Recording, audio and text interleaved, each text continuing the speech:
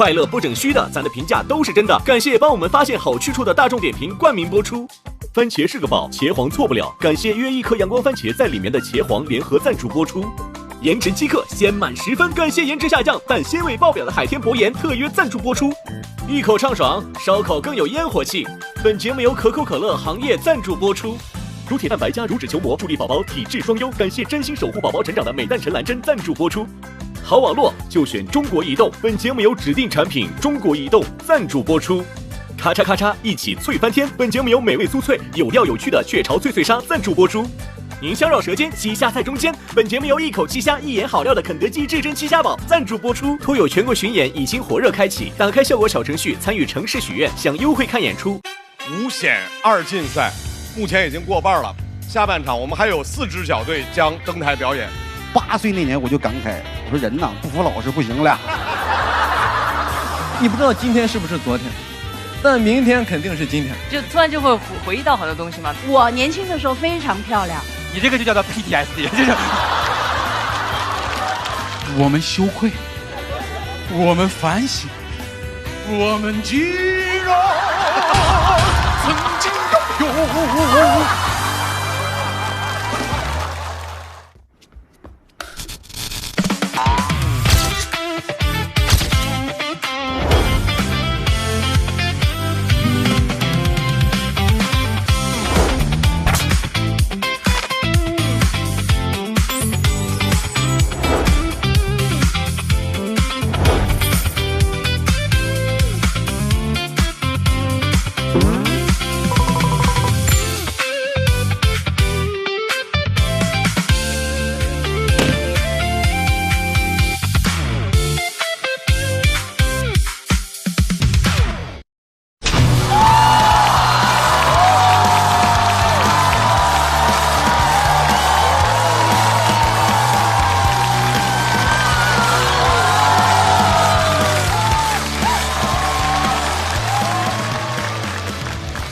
感谢各位，欢迎大家来到由大众点评冠名播出的《脱口秀和他的朋友》第3季，欢迎各位。我们是第3赛段，我们把它叫5险2竞赛，目前已经过半了。本赛段一共有7支5人小队完成他们的比赛，排名前2的2支小队，目前是3季男孩舞文弄墨。下半场我们还有4支小队将登台表演，掌声送给我们优秀的脱口秀演员。到底他们有没有机会通过自己的努力，用他们优秀的表演，最终以总分前2的名次，来让这儿的一些人让位？让我们来期待接下来的比赛。但是在比赛之前，我们先热热身，好不好？我们邀请了一位开场嘉宾。我非常喜欢他，怎么介绍呢？他是一位没有参加歌手的音乐人，对，没有在巅峰对决的 rapper， 没有在任何脱口秀节目里面比赛的脱口秀演员。掌声有请，哈哈草。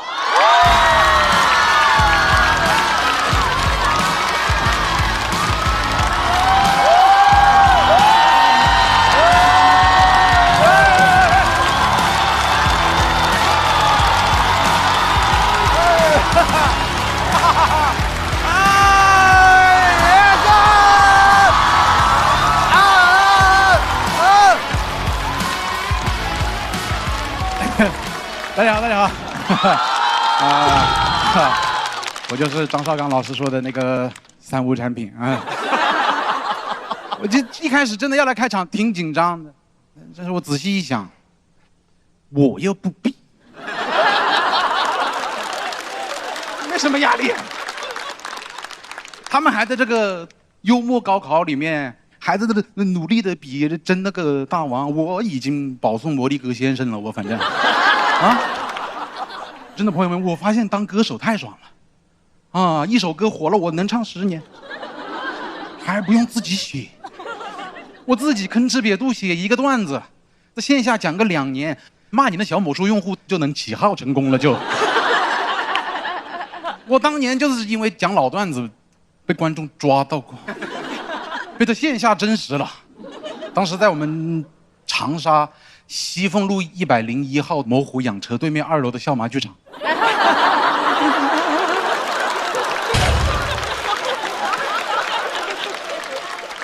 一哥们突然冲过来，哈哈曹啊，你们今天讲的东西我上次听过一模一样的，你们羞愧不？说实话，我们羞愧，我们反省，我们既然曾经拥有。干吧！当歌手挺爽。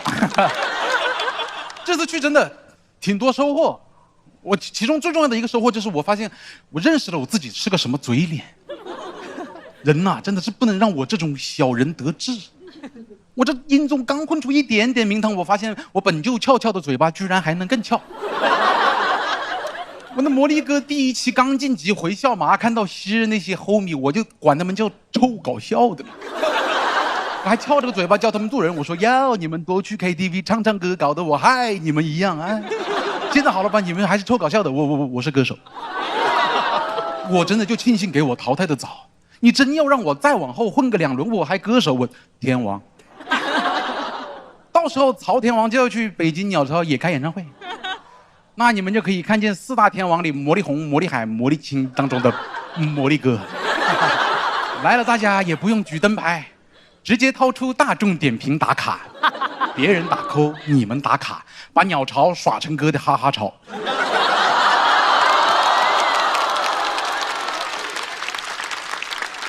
还有一个收获就是什么？就见世面，我见到真正的帅哥了。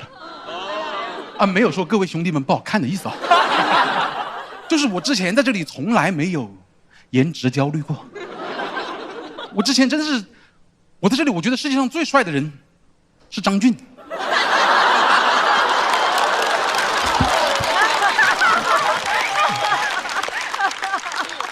我当时第一次看到，我说哇，有外国人。ABC。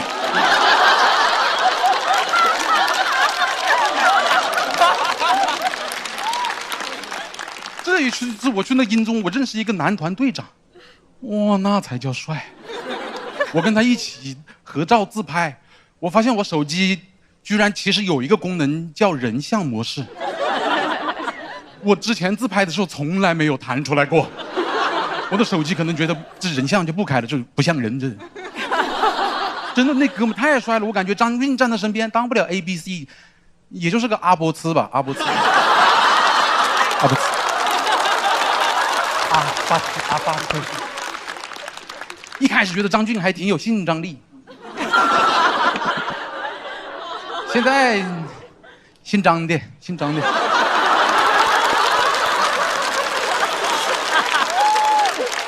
姓张的，竞争力很强啊。那个男团队长是我一开始被分在那个音中的颜值组认识的，是我一开始我没见到颜值组其他的人之后，我还在想，怎么我都能混进颜值组，那其他人得长成什么样？结果一见面我发现都挺帅，一个个。我说那怎么把我放进来了？我说 wait a minute， 哦，该不会其实我跟他们一样帅吧？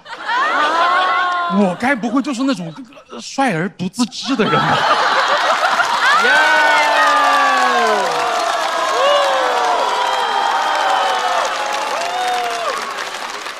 后来我们颜值组一登场，我走最后一个，我一登场什么话都没说，底下观众就开始笑，我那一下就开始怀念臭搞笑的兄弟们了。真的，以前我们这帮人聚在一起，老说什么抵制颜值焦虑，反对白幼瘦审美。一去外面那个歌手舞台上来一个白白瘦瘦的帅哥，那底下观众是真叫啊！什么大道理都比不过一声啊！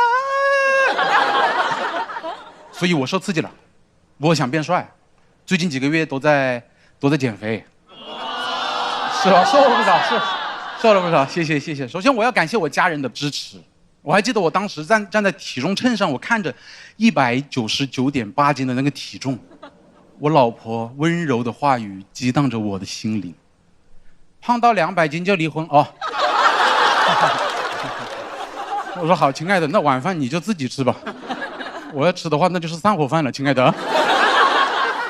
分享一些减肥经验，减肥其实挺简单的，就是3分练，7分吃，8点30分打减肥针。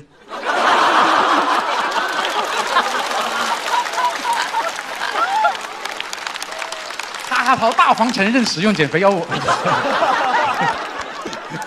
是我那是一个朋友给我推荐的，说这个药，哎呀，娱乐圈不少人都在用，然后我就用了4个月，瘦了40斤。哇！当时我明白一个道理，你减肥你不能相信那些网上说的明星都在用的产品，你得用点明星真在用的产品。当然，这个药你得科学使用啊，你得去医院减肥科让那个大夫给你开。我当时去的时候，医生还夸我，他说你瘦了，毛豆。我说我不是毛豆，我是哈哈曹。我说，我不是毛豆，我不是毛豆。好像啊！哎，要开灯了吗？你想拍可以拍。现在的问题是瘦确实瘦了，没变帅。果然胖的像毛豆的人吧，瘦了只会像毛豆瘦了。我现在开始明白为什么当年毛豆减肥减一半不减了，他肯定是某天一起来照镜子，哎呦，我不是哈哈曹，我是毛豆。我是啥？太卡通。我现在真有点后悔，我胖的时候，我还能走可爱路线，现在瘦了，成了一个纯男的，成了现在互联网最低身份，成了一个。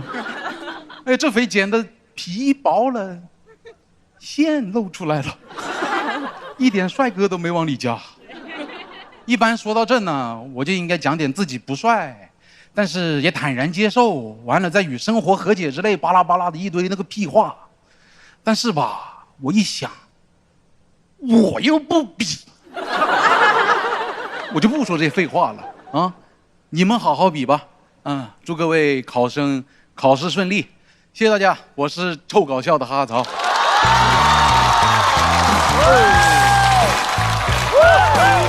好棒一个！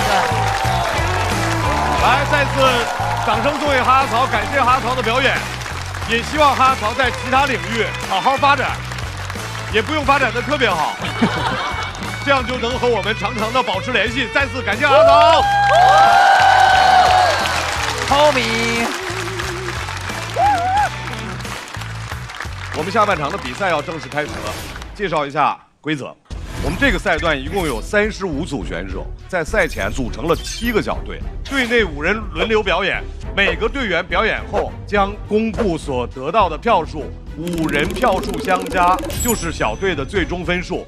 所有小队表演结束之后，总分最高的那2支小队完整保留，全员晋级，并且有机会角逐年度冠军团。其余5支小队解散，进入到待定状态，根据个人票数的高低补足本赛段剩余的晋级席位。本赛段一共有25个晋级名额。现在排名前2的2支队伍分别是3G 男孩972票，舞文弄墨895票。在这个赛段，笑团一灯代表的是1票。现场观众200位也是一灯1票，为什么？因为好的表演应该由大众点评。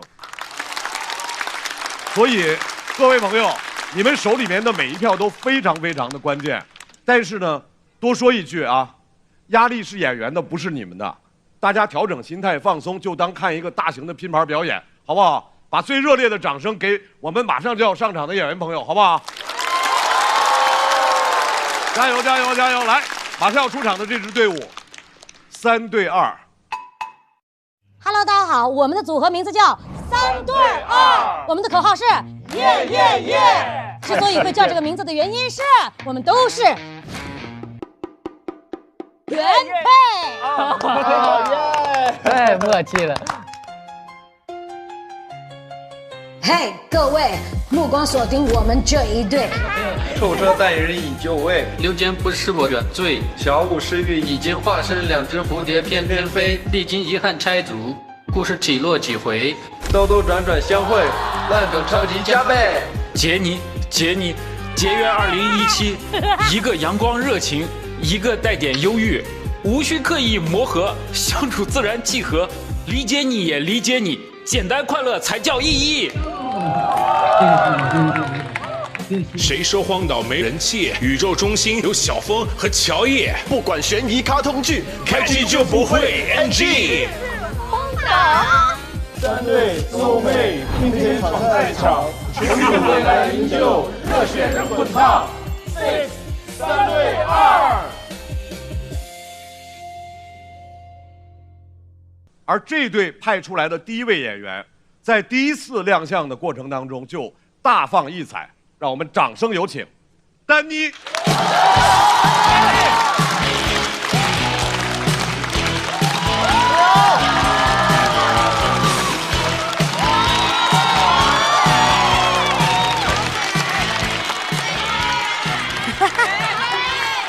大家好，我是丹妮，我是一个音乐剧演员。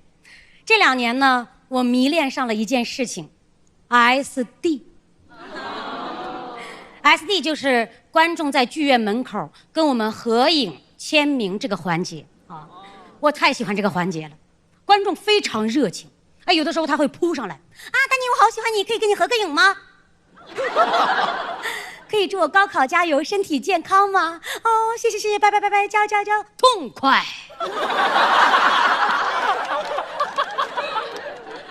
他对我的喜欢没那么简单啊，他把命运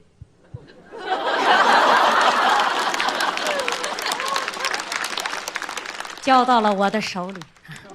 当然，面对这种非常热烈的喜欢呢，就是会露出笑容的，那是一种 Super Idol 的笑容。我太喜欢这种被人认可的感受了，我所以希望每一天都能有。为了让观众在剧场门口第一时间就能抓到我，我演出完我也不卸妆了啊，不卸妆，甚至还得再画2笔。说实话，就像干 SD。但是人真的不能太迷恋一些事情。有一次我们剧组巡演去了青岛2点开始，4点结束。结束了之后我就去海边玩了，玩到天黑。回去的路上，我再一次路过我们的剧场，看到有个演员还在 SD， 4个钟头啊，潮汐都退了。这就是好演员啊，一心扑在舞台下。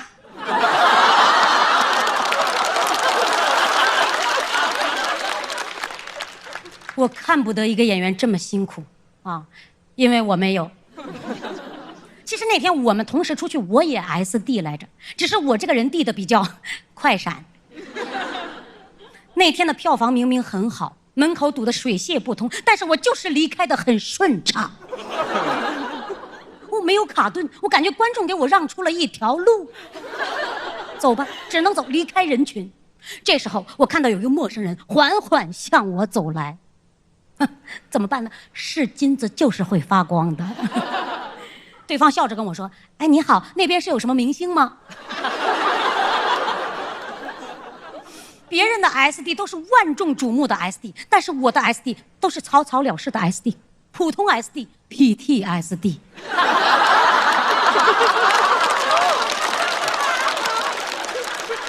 我在想，如果有一天我演到了主角，一切都会好起来的。直到我演到了一次主角一个73岁的老太太。除了我，还有3个小鲜肉演我院子里的鸡、狗、猫。有一次我们一起走出剧场，所有的观众歘，全去找那3个小动物了。为什么？为什么不尊重老人？怎么有人看了世界杯之后，他说他最喜欢的队是啦啦队？是不是我的妆容太复杂，老太太不太好认啊？他们3个更难认呢，他们演的都不是人呢。这时候有个观众大声的喊：“你演的小猫好可爱！”他演的小猫好可爱，他演的小猫本来就可爱。可爱。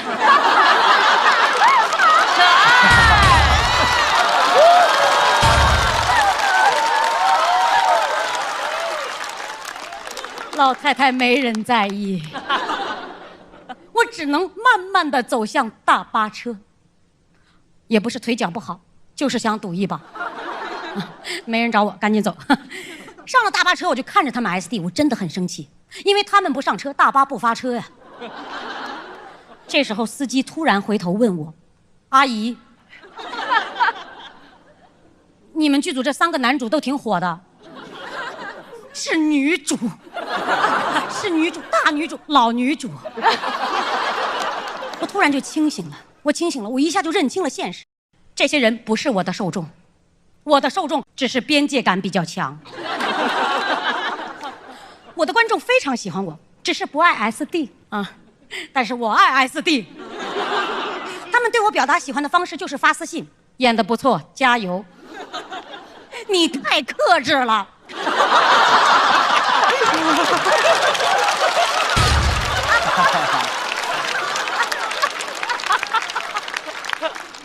你放出来，你来现场，你递我啊！你别害臊，我主动，我先说话。你好，喜欢我吗？可以给你签个名吗？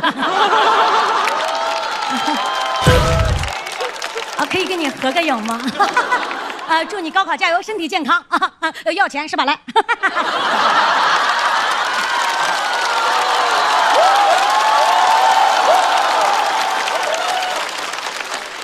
我真是不希望自己这么在乎 SD， 我很快就做到了啊！因为没有音乐剧再需要老太太了。说实话，刚开始呢，没有 SD 这个戒断反应啊，很严重。快递来到家里让我签个字儿，我都想问那个小哥，要不咱再合一个？没有音乐剧的日子了，我全职脱口秀了。哎呦，脱口秀的观众非常好，脱口秀的观众不迷恋 SD，可能是因为演员的颜值也拉不开差距啊。但是他们爱发 report。说实话，我很想给他们私信：你好，需要点赞吗？需要转发评论吗？不好笑能不能别骂我呀？啊，当然我没有这么做啊，因为没有互关的话，只能发一句话。非常感谢脱口秀。去年呢，我开始有了自己的单口专场。专场，哎呦，专场太棒了！专场的观众就是冲我来的啊！他们要想 SD， 只能递我，没得选。那一刹那，我感觉非常的安心呐，我再也不用担心自己被偏待了。这所有的人，他就是找我 SD 的，只属于我的 SD。我心中仿佛有一些坚强、勇敢产生了。那一刹那，我意识到了 SD 它不再是 Stage Door 的缩写，它是 Super Danny 的缩写。谢谢大家，我是 Super Danny。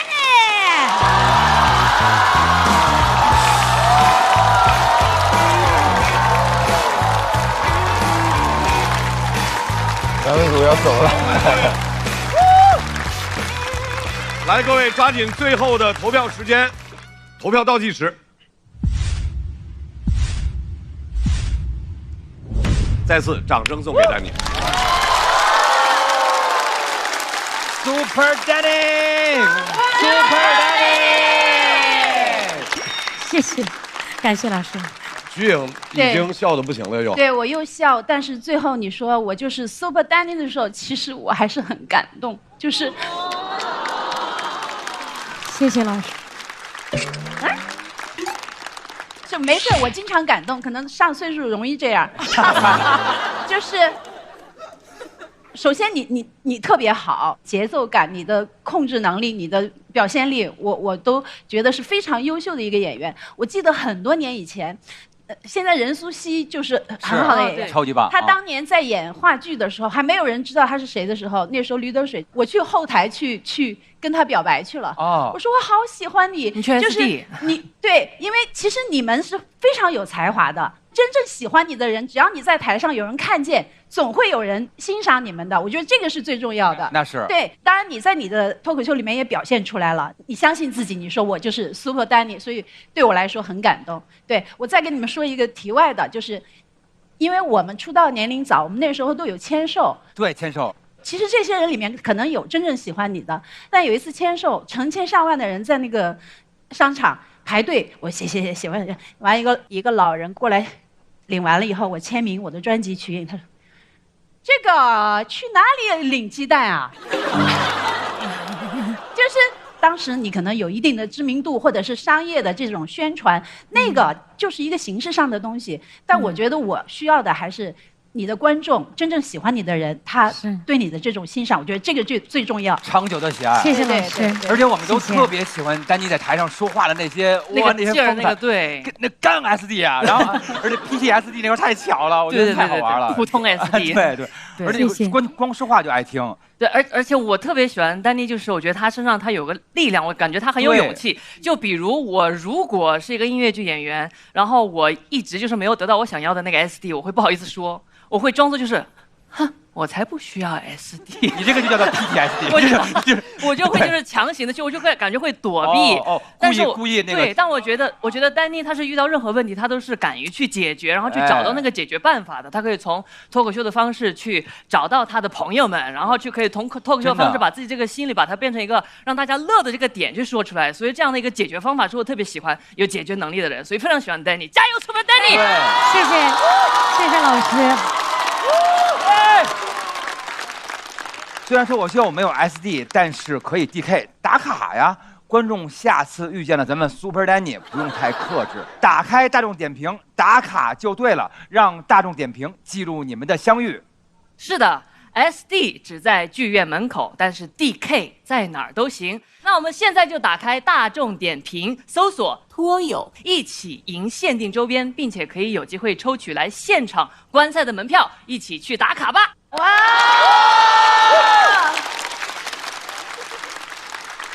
谢谢。作为我们下半场的第一位开场的演员，丹妮已经用自己的强大的舞台掌控能力，给大家留下了非常深刻的印象，也为下半场的比赛做了一个非常好的开场。是的，我们来看一看，在优秀的开场、优秀的表演之后，他得到的票数是185以上吧。我180也190，190。190。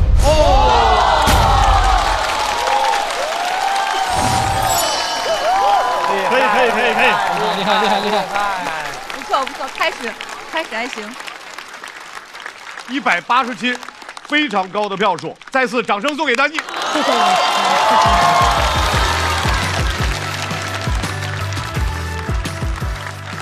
来，在丹妮的表演结束之后，这支队伍派出的第二位朋友，今年变化特别大，掌声欢迎理解了一切的李梦洁。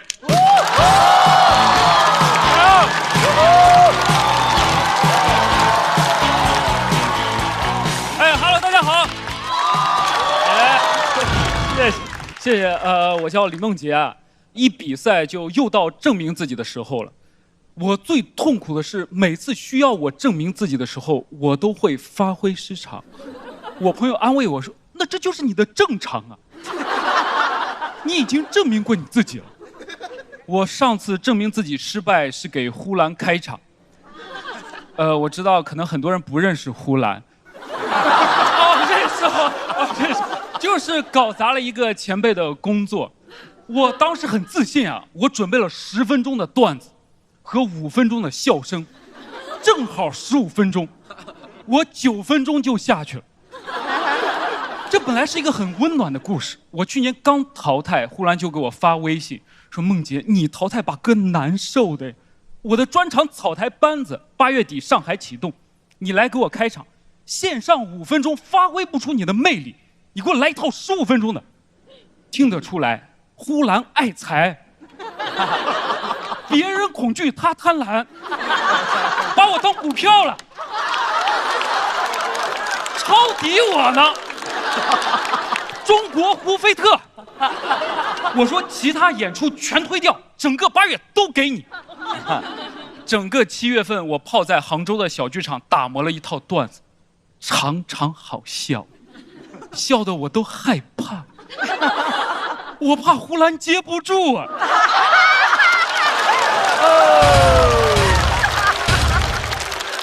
我怕呼兰讲到一半，观众说：“哎呀，还是让李梦洁上来吧。”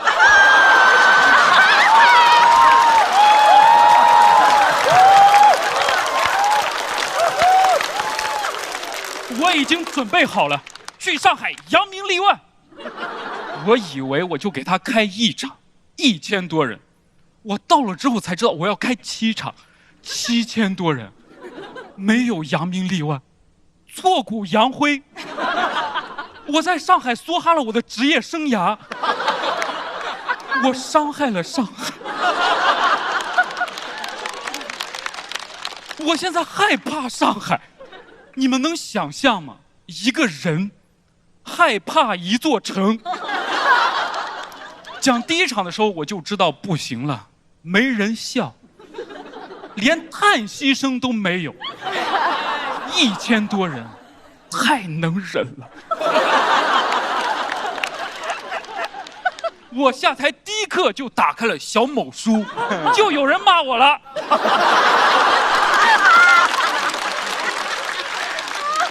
7分钟前发的 report， 我当时还在台上呢。你喊一声我就下去了，没有必要占用公共资源。看完那1条，我就把小某书卸载。理论上我只看过1条骂我的。第2场上台前，我还安慰自己，我说李梦洁，那就扬名立千吧。上台2分钟，我都恍惚了，怎么跟昨天一模一样？原来昨天不是发挥失常啊！观众像法官，维持1审原判。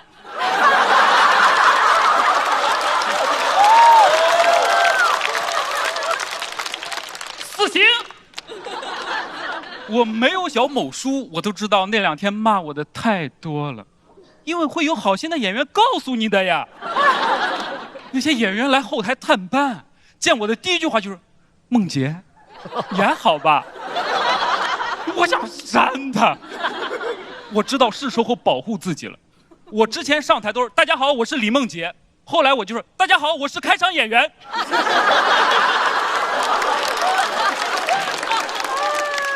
什么扬名立万，直接隐姓埋名。第4场我刚上台，我说大家好，我是开场演员，底下有个观众，李梦洁你加油啊！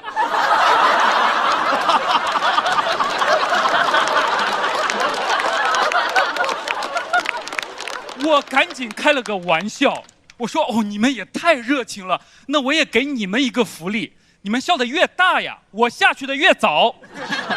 笑声震耳欲聋，掌声经久不息。我是开玩笑啊，他们真想让我走。7场演完之后，呼兰的眼神里有一种投资失败后的倔强。他说：“梦洁，这次应该是我没有让你演舒服，我还有4个1线城市，你开。”我说：“我不开。”你被套牢了。工作人员还安慰我，他们说：“李梦洁，你别怕，其实演到后面，你的风评反转了。”拿着小某书让我看，标题是这么写的：“呼兰的专场后劲很大，李梦洁没有你们说的那么差。”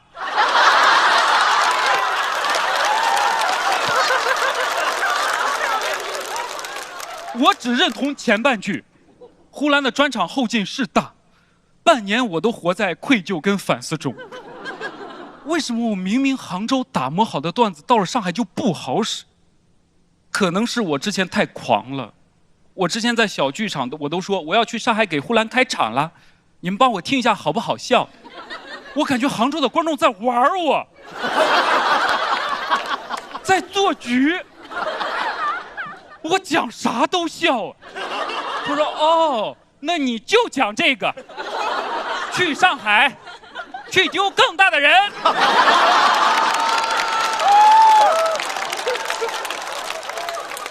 我以为我已经把人丢完了，没有。今年3月底，一个平静美好的中午，我点了一份精致的外卖，打开了罗永浩十字路口和杨笠的对谈，毫无征兆啊。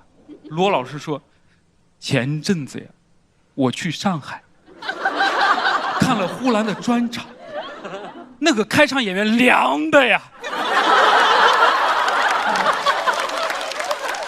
为了保护孩子，我就不提他的名字了吧。我心想，不能是我吧？我打开弹幕，就是李梦洁。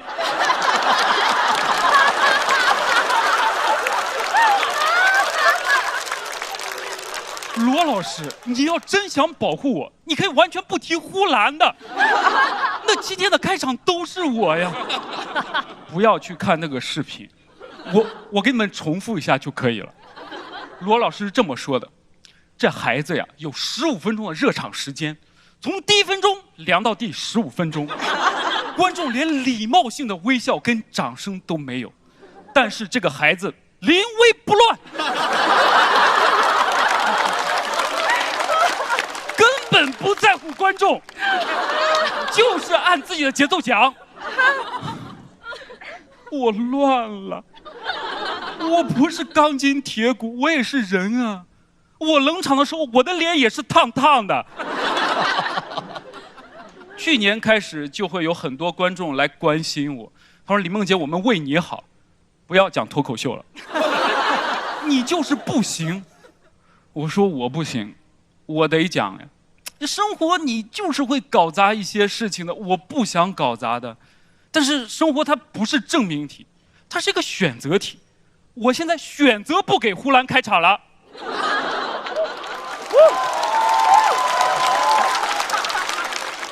还有很多人来问我说：“李梦洁，我求求你了，告诉我们你开场到底讲了啥呀？”其实没有人问我。我自己想说，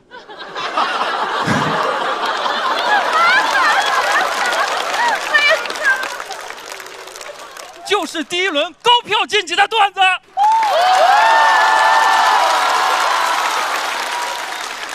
我不是图这个啊，我等了3年，我就是等一个机会，我要争一口气。我不是为了证明我了不起，你可以说我不行。但是《桃花源记》说得好啊，不行数10步，豁然开朗。谢谢大家。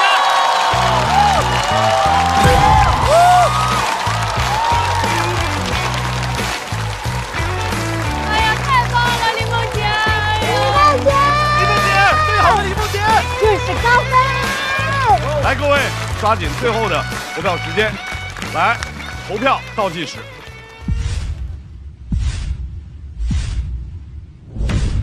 再次掌声送给梦洁。谢谢谢谢谢谢。哎，你瞿颖姐又哭的不行了，笑哭了，笑哭了，对。没有，我是感动。感动哭了啊！我又理解错了，我这儿圆什么场？不是，因为我从第1季脱口秀我就看，我都没发现你，没发现你。哎呦喂！幽默！告别演出，我懂你。我怕我没有机会跟你说。对不起。没有，梦洁，我这一次看了你的擀面杖和你说我现在叫梦洁，我没有梦了。我从你的上2次的，就是这1季的，我就感动的不行。所以今天我想，你今天要讲的话，我肯定会搂不住。我以为你是新人。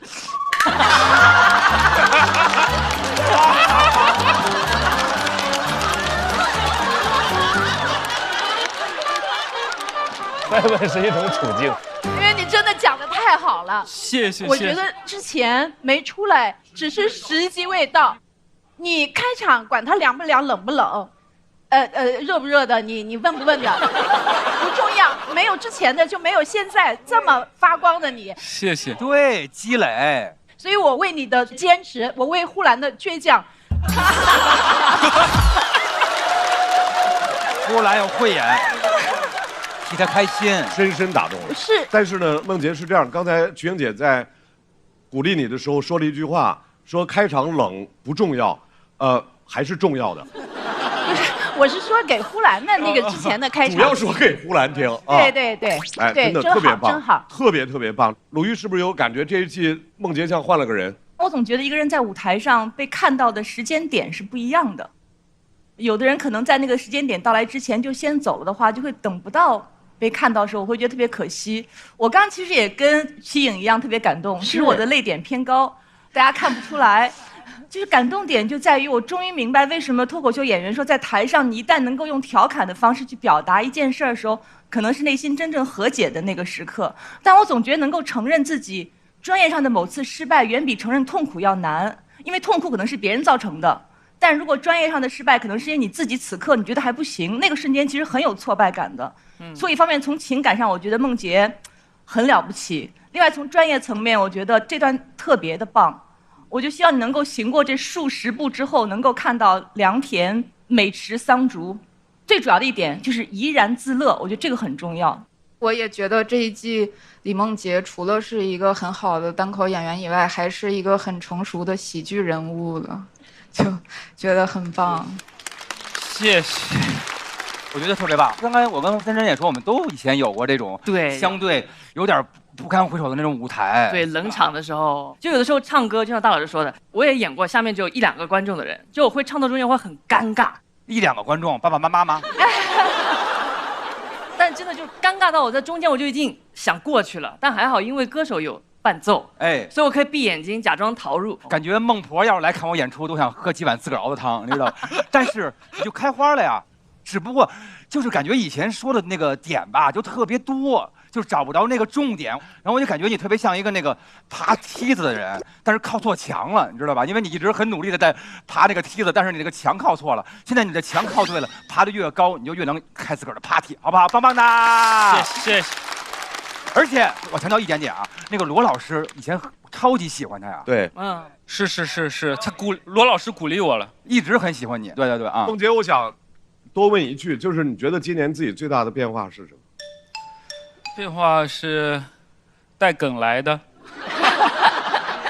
前2季我其实也是带着真诚来的，只不过我觉得，因为观众可能他就是有一扇门，他要看你到底拎什么东西来拜访他。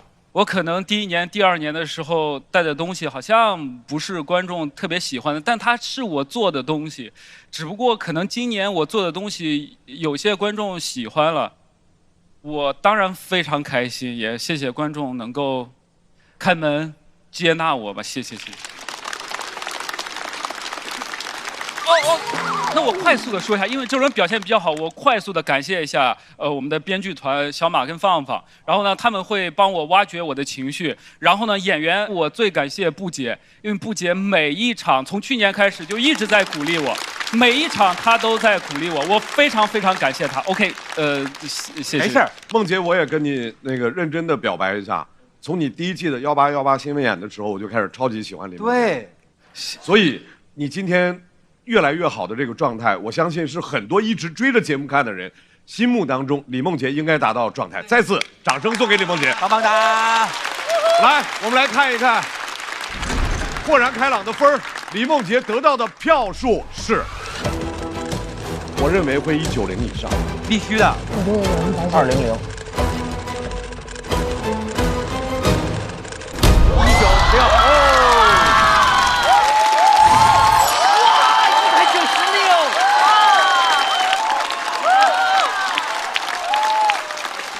李梦洁拿到了196票的高票，梦洁回到自己的队伍。你太棒了！没有赛出来也是个优势，对不对？对，对不对？对，才能被你看见。不，我是幸运我看见，但是线下肯定已经很多人看见了。对我觉得后赛其实也挺好。对，先胖不算胖。对，没，先胖也有先胖的好处。你们俩是平时关系好吗？还是因为我记不住你们的名字？我俩属于是患难兄弟。因为我自认为我是脱口秀的铁粉儿，我自认为老人我一个都不落下的都认识，唯独我对你。第1季脱口秀我就看，我都没发现你。我今天我就很多感触，我之前的都是铺垫，都是为现在。就跟脱口秀一样，你铺垫够扎实，梗才够响。哇，这底打得好，底打得好，底打得好。他们说这个脱口秀吧，就是让我一下子就感觉认识他了。我有这个感觉，你知道吗？所以能让你听进去，让你感受到他们的这种温度，我觉得这个其实挺不容易的。所以我也挺替你们感到高兴的。我就像当弟弟一样，从我心里就是特别愿意他们比赛顺利，创作出来好作品，这就是我一个很直接的一个愿望。谢谢。耶！这支队伍马上派出来的下一位，翻山越岭来说脱口秀的世玉，掌声欢迎。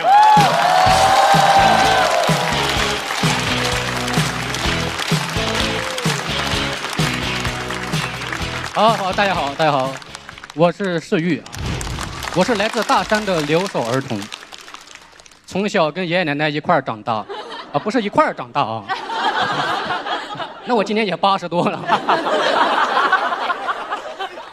我是小时候从村里边长到镇上，就离开爷爷奶奶，寄宿在姑姑家了，属于是2手留守儿童。但我刚去姑姑家，真的特别想爷爷奶奶。然后有一次爷爷来镇上卖农产品，顺便来学校看我。老乡见老乡，我特别想拉着他陪我坐会儿聊聊天儿。坐在哪儿呢？坐在教室里边。我就黏着他，哭闹黏着他，让他陪我上了一下午课，让他活到老学到老。当时老师进教室，发现后面坐着个老头，以为今天有公开课呢。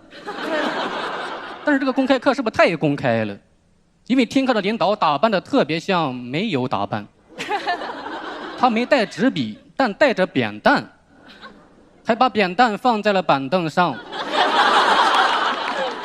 老师不让扁担放在板凳上，因为这是我的板凳。老师说你是谁呀？他紧张的唰就站起来了，完全忘了板凳的另一端还有他的孙子。我啪就坐地上了。爷爷说孙子一直哭闹黏着我，我只能来听一下孙子的课。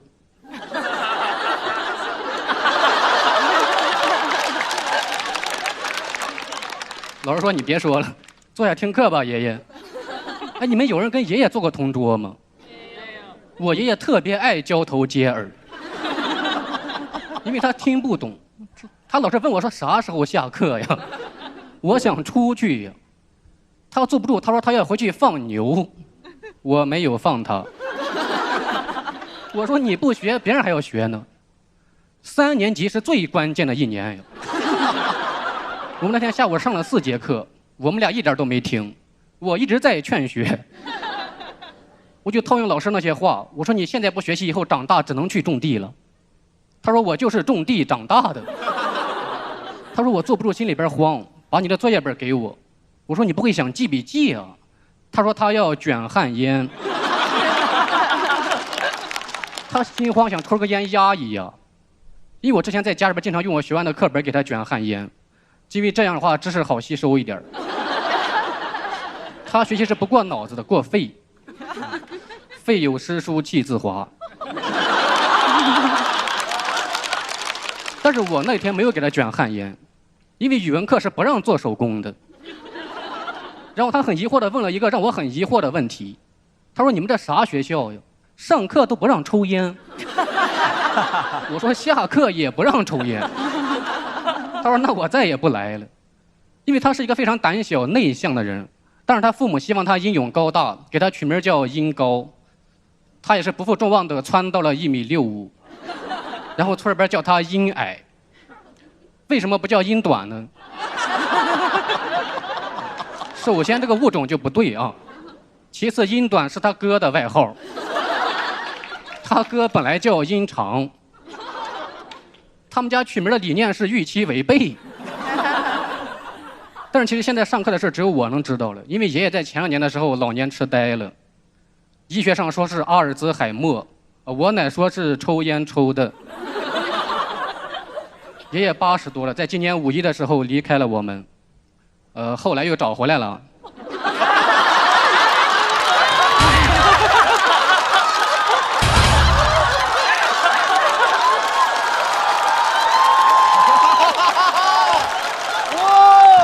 他跑丢了。所以其实跟你们心里边想的那个答案相比，跑丢了都属于是喜事儿了吧？大家放轻松听啊。但是你说5·1我的演出档期早都定了，你5·1要跑丢，你起码4月份给我对一下吧。很难抉择呀，因为作为一个脱口秀演员，你们才是我的衣食父母，而他只是我的亲生爷爷。但是从伦理道德上说，按理说他也是你们的长辈儿，你们都应该回去帮忙找，你知道吧？但是你们没有去，我也不怪你们啊。我去了，我把演出都推掉了，回去找爷爷。有人说看到爷爷往东边的山里边去了，我们在山上找的时候一直喊爷爷爷爷爷爷。那一刻我总感觉我还有6个葫芦兄弟。在东边山上转了好几圈没找到爷爷，但是遇到了蛇、蛤蟆、蜈蚣，感觉就差一个蝎子精了。那时候我觉得葫芦娃不是动画片，是纪录片。没找着，回来问那个提供线索的人，他说他认错了。我说蝎子精在这儿呢，你有毒吧？你把我当葫芦娃整，我真的很想骂他，但是骂出来播不了，我只能说叮当当咚咚当当。我敢说在座的没有人比我更懂葫芦娃了。我丢过爷爷，爷爷丢了，那心里不是一小点怕，那是很大的怕，那是个软的怕。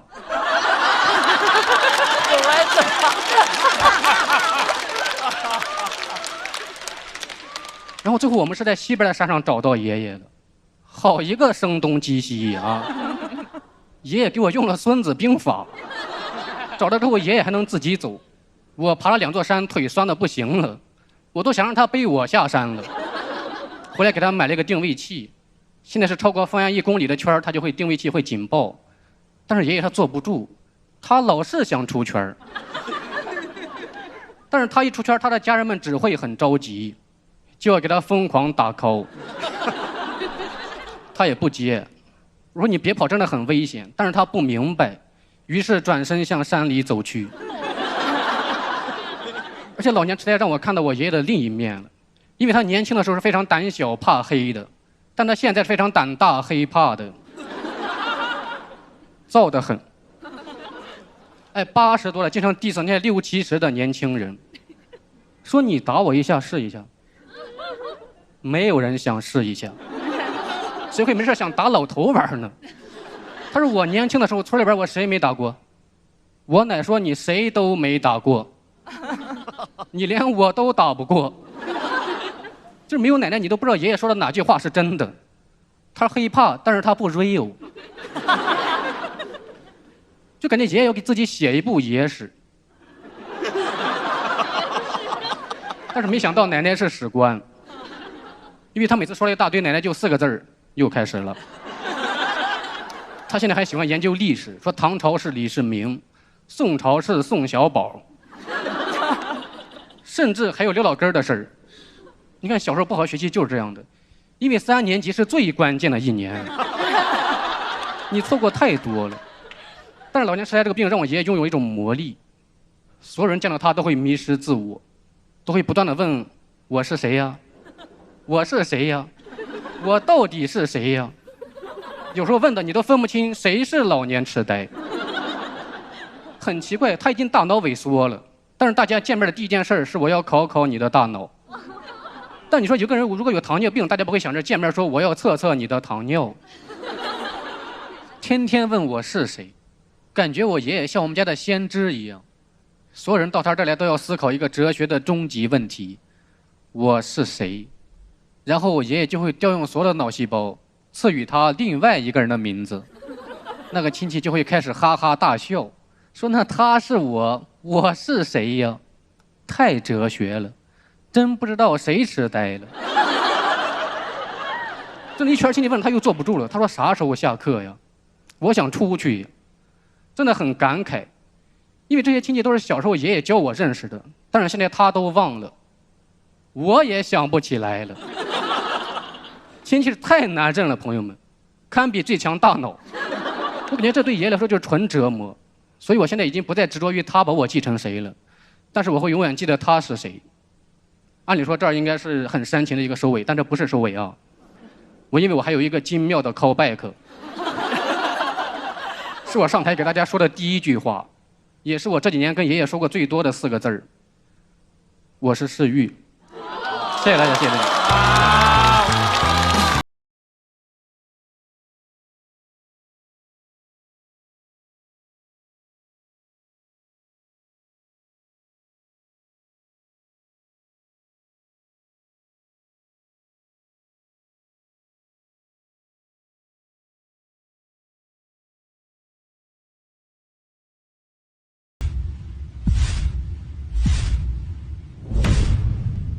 再次掌声送给世玉。谢谢大家。世玉现在爷爷的身体状态怎么样？身体非常好，身体非常就是，脑子可能不太记事，但他所以这也是他非常的现在很矛盾的一个点儿，因为他身体素质特别好，因为他是种了一辈子地，他就是特别爱土地，但是他现在脑子不太好，他记不住他种过，就是他第一天种完，他第2天又种一遍啊，第3天又种一遍，就他种地跟我们写段子一样，他一直往上翻啊。负重前行啊！很喜欢世玉的这个故事，能感觉到你上台的时候还是稍微有一点，刚上台的时候有点紧张，对吧？紧张，确实紧张。其实你的故事特别能够，吸引到我，说的就是，虽然我也知道你紧张，你节奏也很平，然后语气也可能。没事，咱们再等一会儿，后边是好话。这个不重要，对，有好话。这个不重要。不要先笑，对。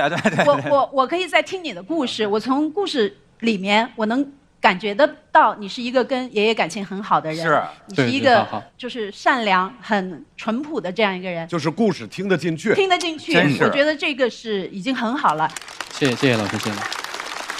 特别有温度，对，因为前边知道那个有这个病，然后我们就觉得，但是你非常的棒，因为你一直在处理，不要说到好像你是不是一直还是很用心在处理一个，既说了这个事儿，一说了你的深情，但是同时又不要那么的沉重，对，就不敢写得太沉重，对，然后在说的时候，其实我也想起我爷爷，就是咱们说好，反正说轻松点了，我爷爷那阵儿就特别喜欢下棋。然后每回一放学就跟我说：“孙子，咱们一块下棋啦！”我说：“下棋啦，完了吧，嘿。”哎呀，服了，一起下棋啦。然后呢，所以说其实跟爷爷在一块儿，就是以前我老感觉 ，I'm sorry。你刚刚没有看到鲁豫老师，我跟他说完那个是 Shakira， 他，服了。录这么久了还没服啊？周深。凡是只要是大老师一认真的开始准备发言，我心里面全是忐忑和不安。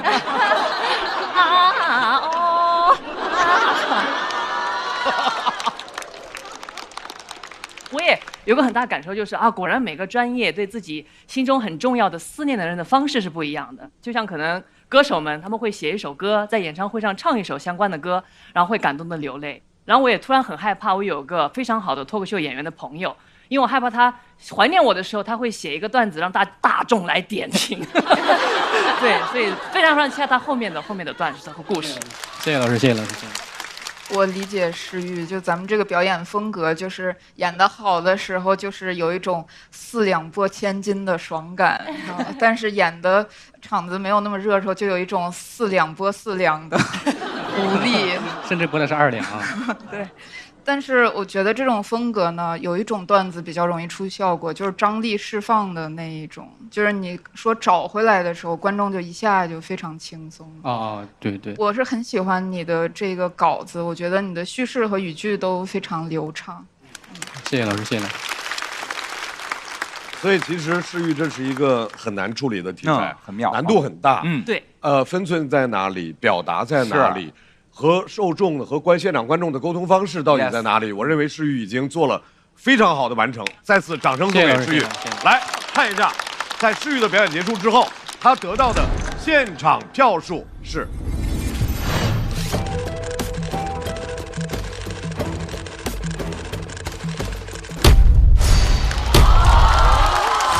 谢谢大家。也不错。我也很注意。不错的票数，179。来，世玉回到自己的队伍中。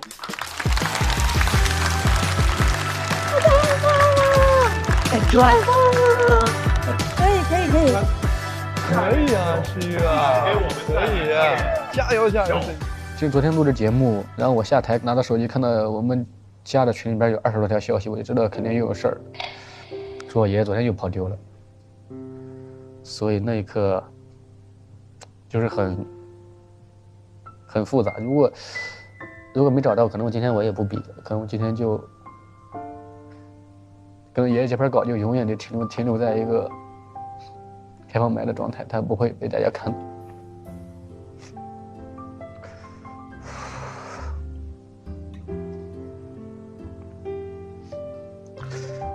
因为对我来说，我可能爷爷奶奶是比爸爸妈妈更重要的人。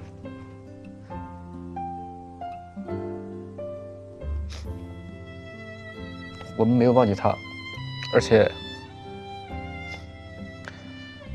我相信现在会有更多人记住他。这支团队派出来的下一位朋友，继续给我们带来他的小事儿脱口秀，掌声欢迎小武。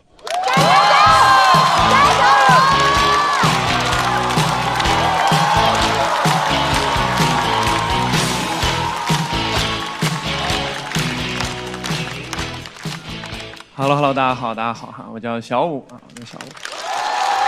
我的奶奶是一个很节约的一个人啊，她觉得方式呢很奇怪，不让我们家里的任何一个人倒那个剩菜，只有她能倒在新菜里。所以我每天放学回家能吃到一顿新鲜的剩菜。我很讨厌吃啊。但是你不得不吃，因为你一旦不把这个剩菜吃完，那你就有吃不完的剩菜。我今年过年回家，一回去看到桌上还有一盘剩菜，我就问我爸，我说爸，是不是我小时候就没吃完？我爸说你胡说什么？我小时候。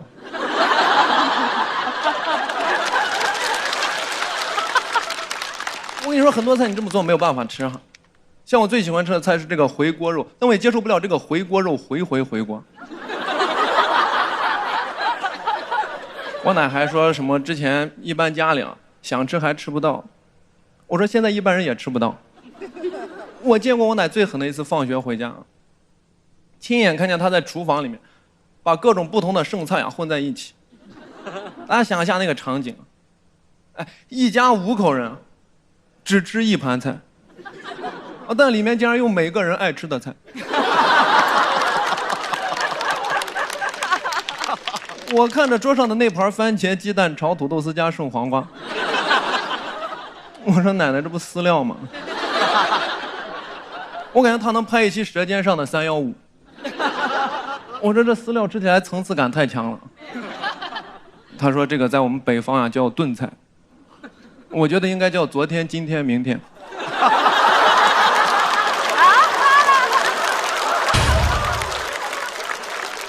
为啥有明天？因为你今天还吃不完。你这种剩菜吃多就是有一种一天白过了的感觉，因为你不知道今天是不是昨天，但明天肯定是今天。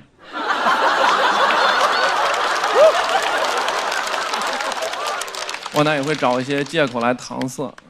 他说：“你看我们家这个饭菜虽然味道不可口，但里面什么添加剂都没有。我觉得还是得加点防腐剂的。”你这个菜热到最后，菜自己都说我好像有点坏坏的。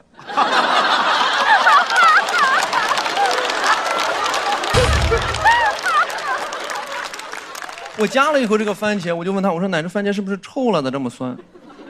啊，他说没有啊，那是我加了一点我自己酿的苹果醋。我还是吃了。我是什么时候感觉到完全不对劲的朋友？我是看见他吃进去第一口的表情。他尝了一口，他说：“你放心吃，番茄没臭，苹果臭了。”但是按照我们那个家风你可以不吃，你又不能倒，最后给我爷爷吃了。你要不说那老爷子身体好呢，才3天就出院了。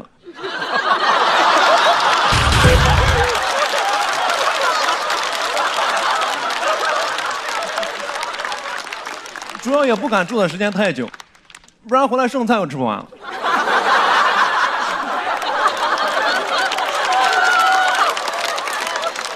我有时候真的想给我爷爷点个外卖吃，我奶还说那个是什么垃圾食品，我说吃点垃圾食品吧，那不能只吃垃圾啊。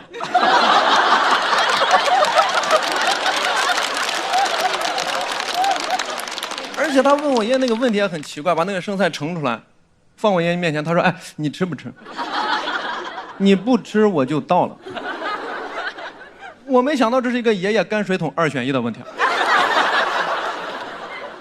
我爷爷直接就说：“你倒了也太浪费了。”最后还是选择自己吃。我有天实在忍不了了，我就跟我奶说，我跟她说句很有哲理的话，我说：“奶，你菜就少做。”哲理的话。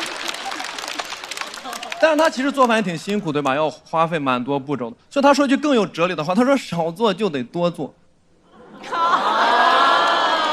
因为吃完了就是再做呀。我听他说完之后，我挺心疼的，因为做一顿饭确实需要花费很多步骤。但我后面转念一想又不对，因为奶奶活着辛苦和爷爷活着，我后面说我不行，我吃面条安全一点啊。吃面呢，我本来吃的是这个茄皇。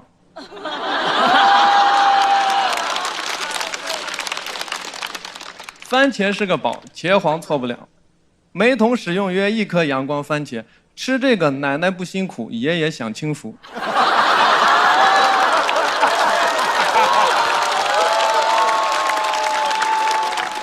我后面我说我想吃面条安全点，他给我煮那个酸汤面，你都不知道哪里酸。面条捞干净了，说碗里的那个剩汤也要喝了，说这个底最好了，让我喝。我没有见过他，我还是喝了，不然我怕我爷爷扛不住。我喝到碗底的时候，碗底竟然有2根土豆丝儿，我一眼就认出来，我说这不苹果醋里面的吗？我就跟他说我不想喝。但是你知道那个年代的老年人教育你的方式就是很直接，他当着我的面亲自把那碗剩汤端起来，倒进了我弟的嘴里。潜台词也很明确啊，你不喝有的是人喝。我是能理解你从那个年代过来节约惯了，对吧？但你说他节约吧，他又不自己喝。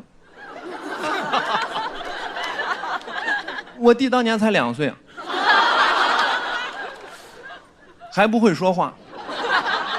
我奶根本就不管那些，他在旁边他说：“哎，人家咋没说不喝呢？”我跟你说，他要是再喝，他就会说话。第一句就是我不喝。那是我第一次对他发脾气，我实在受不了。我说你要这样，从今往后呢，不管什么剩汤，那就都他喝了。其实我当时感觉还是挺心酸的，说实话，因为我在想，现在条件都这么好了，对吧？大家想想，都21世纪了，我弟还要喝这个，那我小时候喝的什么？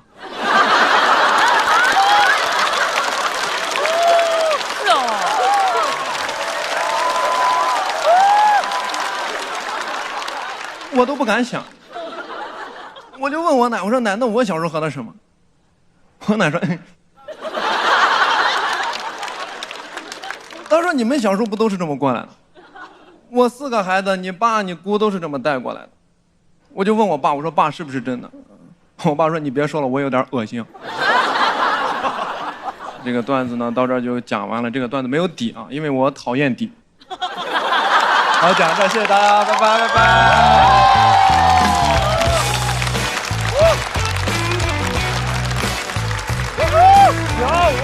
小五，来抓紧最后的投票时间，倒计时。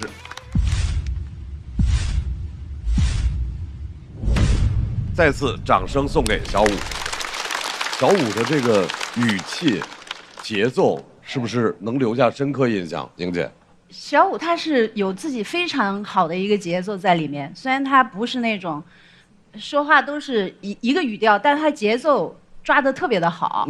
而且他这么普通的事儿，他每一番太多巧妙的地方，我都记不住，我都记不住。不是，精彩的太多了，精彩连连。对对对，我拍的是今天、昨天、明天啊，但是后来一番一番的有很多，我觉得小武是个天才，谢谢，天赋型的选手，对。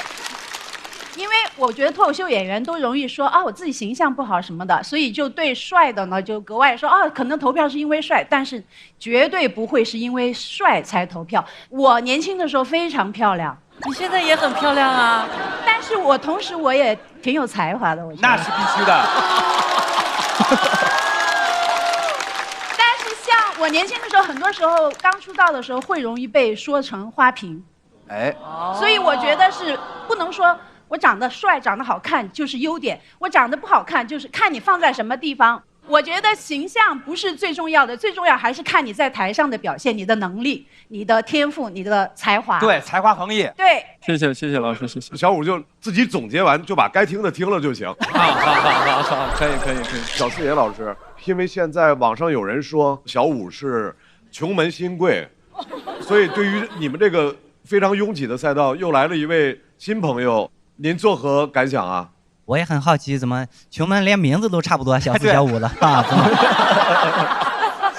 去年的是小四爷，今年来了小五啊，怎么样？我觉得穷不是他最大的问题，最大问题是他太帅了，太吸粉了啊！建议改掉这个缺点。怎么改呀？捂着脸啊门啊，这上。其实小四爷也挺帅的。啊，你是准备挽回我吗？还是？没有。哇，有阿麦单着你。行了，放下话筒吧，结束小四爷和瞿颖之间的对话啊。那肯定是因为颜值呀。那肯定是因为经济啊。我们穷门之前从没有过这样的新人。首先啊，我不认为我是穷门的。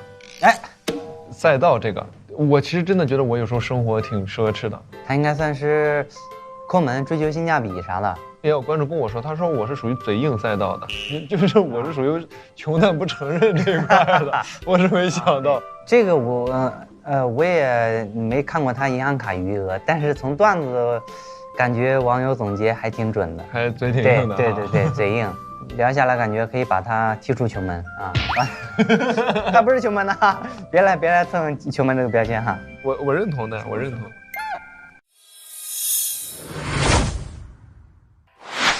而且我觉得剩饭这个是一个很有共鸣的现象和话题，但是能下决心就是一整段都讲这个，就是说明题材挖掘的能力、创作能力很厉害，而且观众也都感受到了你的用心、关心和恶心。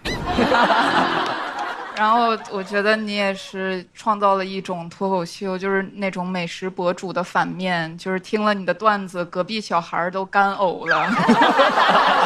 但是这恰恰我觉得引起了美食博主的兴趣，一定要去探店，说吃一口奶奶这个多少年了，变成一个冒险挑战是吗？他说这个恶心嘛，他就说的特别萌，他说那些菜都坏坏的，坏的。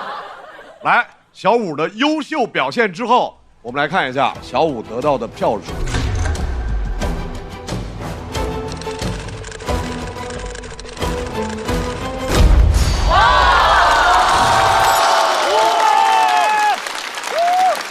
非常好的成绩，来，小五回到自己的团队。主要是他的内容是经得住去听的。确实今年很厉害的，厉害！耶，小五恭喜啊！今天在现场着实的给震到了。我觉得新选手不光是年龄小，有好几个都是出乎我意料之外的好。好几个呢，说高考的那个冯子豪。背那个老年人的他也特别好，还有那个讲爷爷走丢的，台风很稳，就是他们不光是年轻，他们的经验也好，写文本的能力也好，还有台上的表现也好，为这些新的选手的出现觉得特别的欣喜。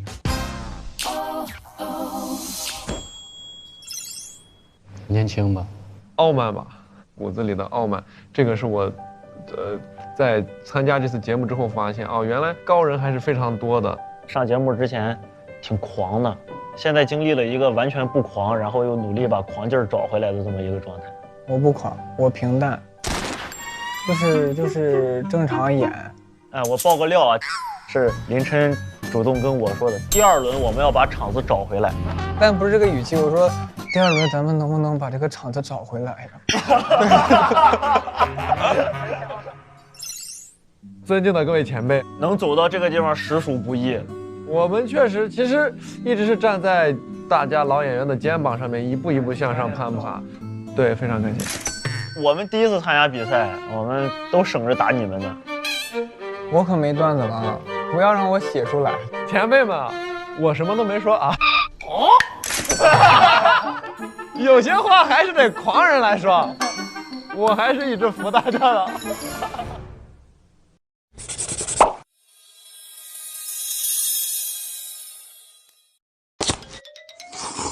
隔壁那谁是不是把我的宵夜偷了？他没偷，他没偷 ，tomato 番茄。那阳光番茄呢 ？Sun shine tomato 被做成茄皇了，因为每桶茄皇里都有约一颗阳光番茄。番茄是个宝，茄皇错不了。茄皇的汤底果然酸甜浓郁。番茄是个宝，茄皇错不了。为啥脱口秀演员这么爱吃茄皇？因为番茄有梗，番茄是个宝，茄皇错不了。这一组派出的最后一组选手，今年他们要努力的走出荒岛。漫才组合荒岛人气王。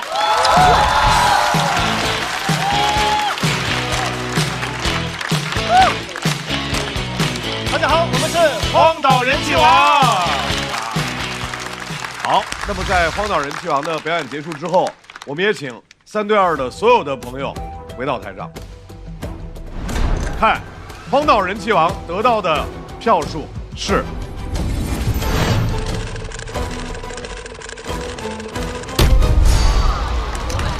哦，我们是整哎，整数哦。所以3对2的总票数是900票，那么，哇，还是很高的哇，还是很高的。所以我们现在要请舞文弄墨，原来排名第2的小队全员回到等待区，而3对2的6位要进入到第2的位置。太好了你，特别好。我好紧张，我好紧张。过去了啊！加油！没事，正常了。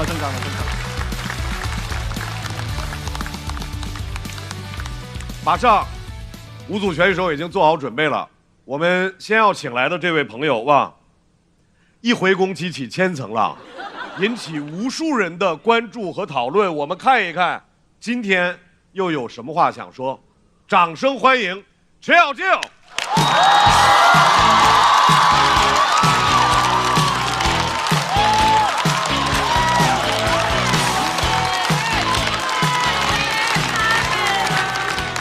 大家好，我是小静。跟大家聊一下真实的恋爱啊，最近在跟一个法国帅哥谈恋爱。我跟他在一起纯粹就是因为太帅了。哎，这种外国人的帅就让我觉得他配得上我，因为我知道在他眼里，我也是个外国大美女。我确实会更喜欢这种小众一点的国家啊，因为我们都没有办法使用自己的母语，就很公平。这种情况下谈恋爱，真的就只能谈爱，整天就是 I love you, I miss you， 不可能吵架，吵架需要的单词太复杂了。原生家庭的创伤没有。有一次聊到家庭，我本来想说我父母离婚的时候我很伤心，一开口 My parents say bye bye， 他直接就笑了，我就 OK，I have a happy family， 不重要了，真的。童年在破碎，能有我的英语破碎吗？现在超出词汇量的感情都不敢有了，就是纯爱。我到现在都不知道他做什么工作的。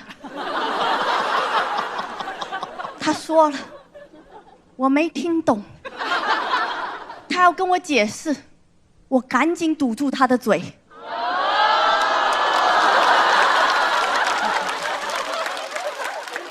原来比起爱得太浅，我更害怕学习。我确实也不好奇，我怕我知道了他的工作会忍不住问他工资多少。我们只是在恋爱，又不是要过日子。人和人之间一旦了解就会审判，所以差不多就好了。毕竟亲密关系第一个字就是亲。亲密亲密，亲一下密。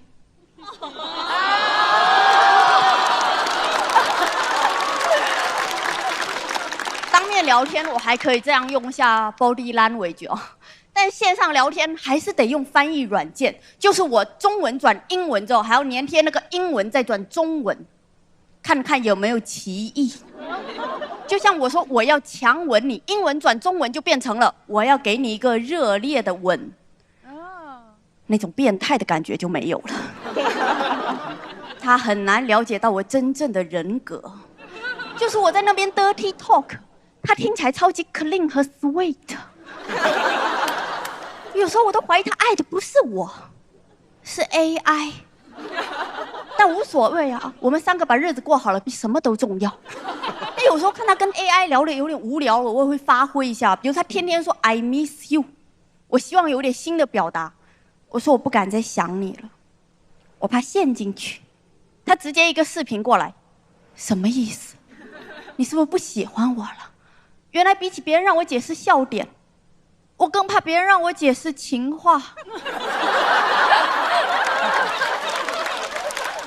后面我都会批注我不敢再想你了（括号中国人表达思念强烈的一种说法）。久而久之他也懂了，带括号的内容只看括号就可以了。其实我们保持关系的秘诀跟很多夫妻离婚的理由是一样的，就是没有共同语言。可能人与人之间就是没有共同语言的。以前恋爱的时候经常会指责对方你根本不懂我，显得对方愚蠢又自私，跟外国人就不一样了。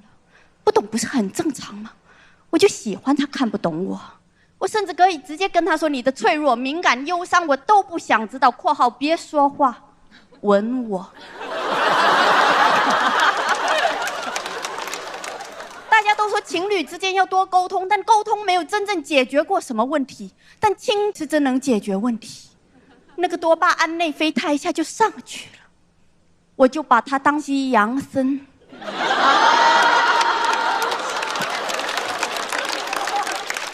情侣之间就应该少沟通，沟通不就是为了说服对方满足自己的需求吗？他说他希望我可以跟他一起去法国发展，我说我听不懂你在说什么。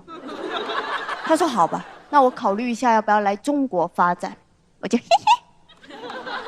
他说你是不是听懂？其实我就挑我爱听的，中国人不骗中国人，但没有说我不能骗外国人。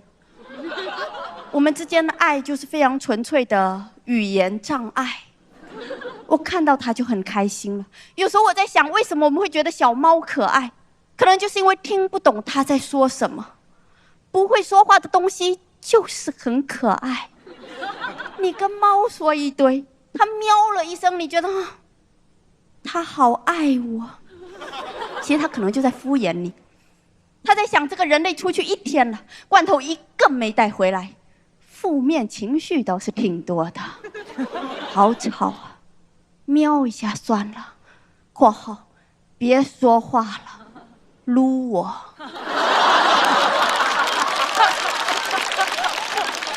可能猫狗原本都会说话，怕影响感情就不说了。而且老实说，就算我再爱猫狗，我也不想听懂它在说什么。你想想看，猫整天追着你问为什么要给我绝育，你受得了吗？狗跟你说它爱吃粑粑，怎么回？我只能说吃点好的吧。所以我非常确定，没有共同语言并不影响我爱你。因为我需要的只是陪伴，满足我单向需求的陪伴。有时候我在想，人真的渴望被理解吗？我只是渴望被爱。你最好不理解，但爱我，毫无缘由的爱我（括号鼓掌吧）。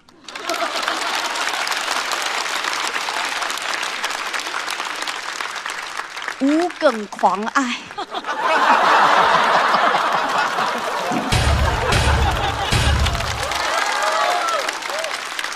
这才是我想要的。我特别喜欢一个剧叫《翻译官》。有人问翻译官，这个世界上有多少种语言？翻译官说，这个世界上有多少人，就有多少种语言。所以，尽管我们在使用相同的语言，还是很容易没有共同语言。这句话真的深深的影响了我。现在我跟法国帅哥之间有任何的不愉快，我都会提醒自己放下对沟通的执念，敞开怀抱，再谈一个其他国家的。过度沟通就是一种情绪劳动，我不想劳动了，我也不想再用任何复杂的语言来包装自己了。语言太容易造假了，就像现在，我怕你们不爱我，我拼命的想要上个价值。但实际上，不管我怎么组织语言，我都无法精准地传达我自己。既然我们注定彼此误解，那么与其多嘴，不如亲嘴。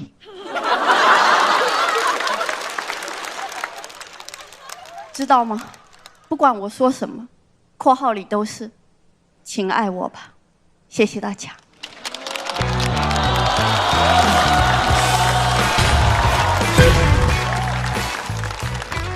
来，倒计时。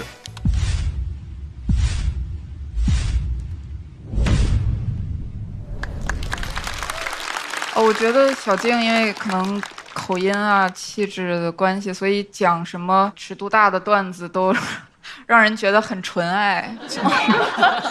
确实，我觉得有时候想表达自己真实的感受的时候，你就是会有一种大爱无梗的感觉，就是这种梗就是很吃场子，有的场子就是会特别释放，对吧？有的场子就是会稍微紧一点。对。语言起不到沟通的作用，其实是我在职场里最深刻的感受。但是我觉得在放在职场里的讲的话，会显得我这个人太哀怨了，所以我就放到恋爱里啊。没想到又让大家觉得可能有点紧张。我一直觉得在舞台上可以表达各种各样的情绪，大家的恐惧、愤怒，也可以表达欲望。但表达欲望，你发现它是个冒险的过程，但它很有趣。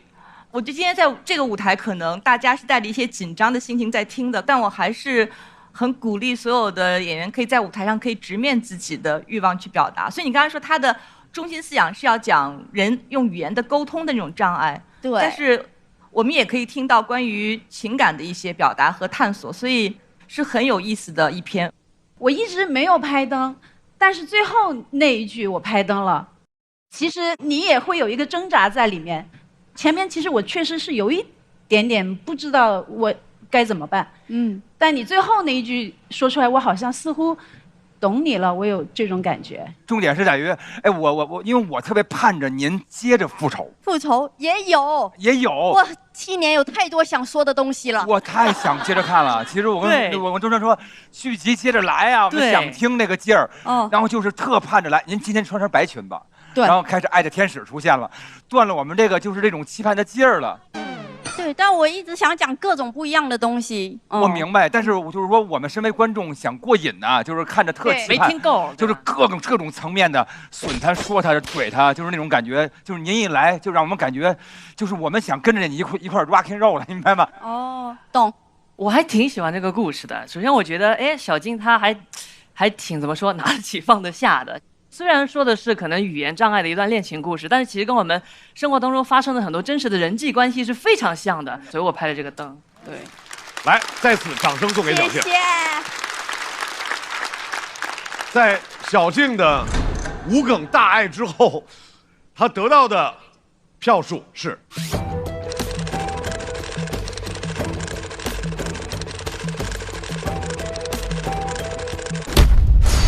168。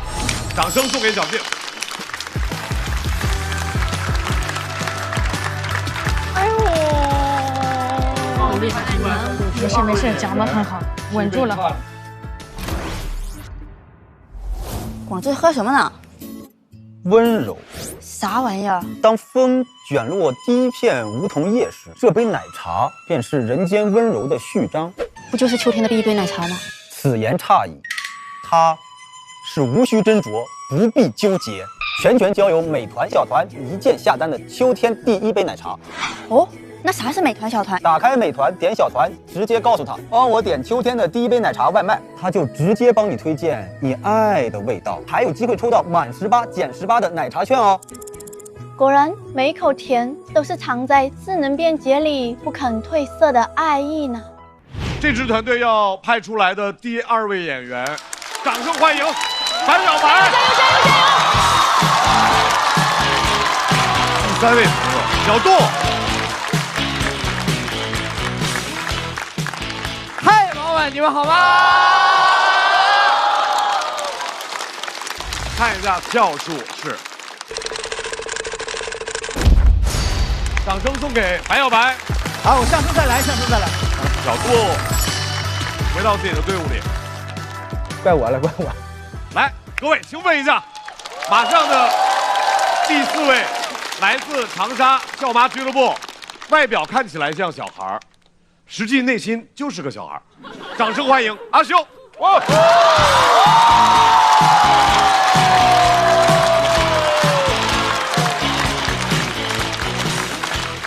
谢谢，感谢大家，非常感谢大家，好吧，我们开始。好，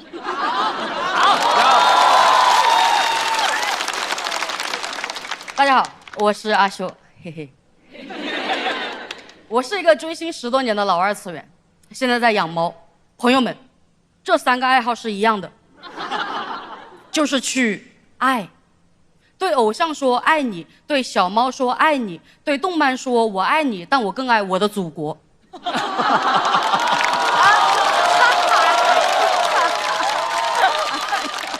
我一直在学习怎么爱，我现在不仅会爱，我还会 love， 擦了，爱してる，喵喵，都是在外面学的，因为没人教我。小时候没有感受过，我每天我的妈妈做完饭就出门，她几乎不陪我吃饭。我都怀疑过他是不是回避型人格，给他发过一套人格测试题，他没做。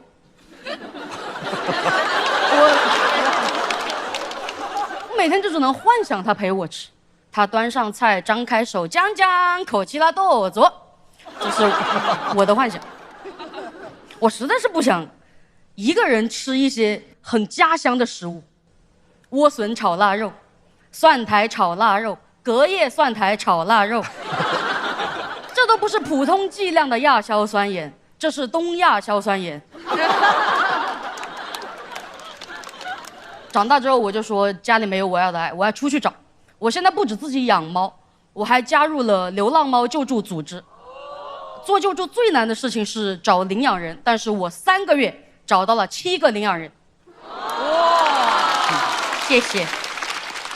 全是脱口秀演员。我觉得他们适合养猫，非常适合。他们写稿的时候，猫会给他们抓手。这是我编的，这是我编的。我只想给猫找一个好人家，他们是好人，他们只是有顾虑，所以我准备了很多话术，专门挑在了年底的年会，漏洞百出。在那个空调开得特别足的餐厅里，我张口就说：“哎呦，好冷啊！流浪猫会更冷吧？还要流浪多久呢？”他们说：“哎呦，我确实非常非常非常想养，我就是怕10多年之后会因为猫的离开而难过。”我说：“哦，那你是想自己难过一阵子，还是看它流浪一辈子？”他们动摇了，我马上加码，我说：“如果今天带走的话，体检疫苗绝育的钱我一个人包了。你们只需要爱它，全部领养出去了。小猫的寒冬过去，我的寒冬来临了，差不多要去流浪了。我们俱乐部现在已经是长沙笑猫俱乐部了，进来就送5险1金1猫，路过的狗都要领养1只猫。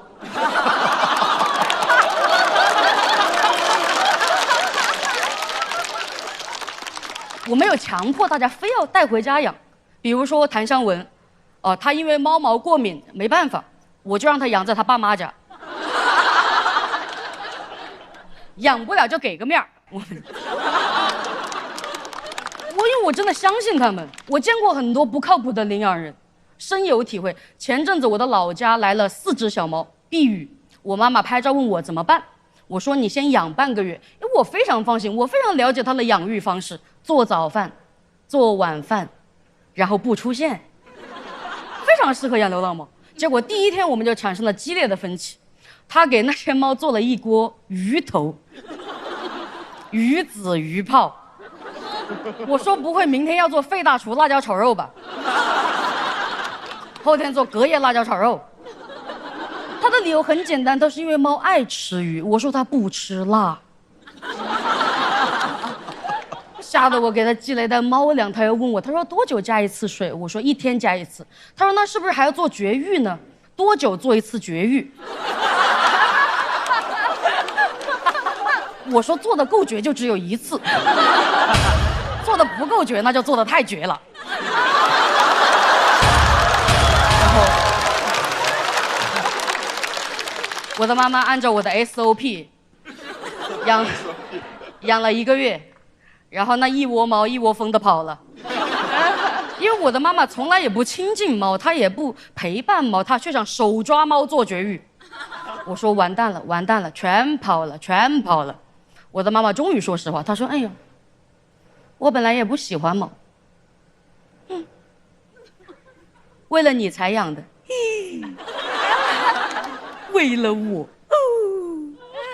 好肉麻呀！30年，这是我妈妈说过最肉麻的话。好阴险的一个人，把爱藏在猫后面，他猫在猫后面。”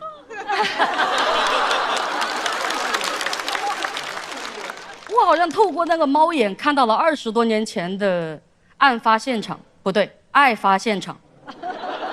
我看见我每天10点钟睡，他没回来；6点钟起，他已经出门了。早出晚归就是为了上班，上班是为了给我买腊肉，所以这不是普通的腊肉，这是 love 肉。东亚硝酸盐，有点甜。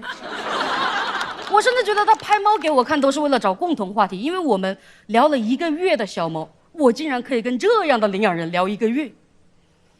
所以笑不是生活的解药，笑猫才是。我们这么多年一直是隔着什么才能说上话，所以我现在隔着屏幕真的很想跟他说一句：妈妈，你真的把猫养得好差，你养我3窝猫都跑了，怎么会这样？当然我现在知道你没有做错什么，你养的猫也会回来的，只不过它现在还在上海比赛。喵喵，谢谢。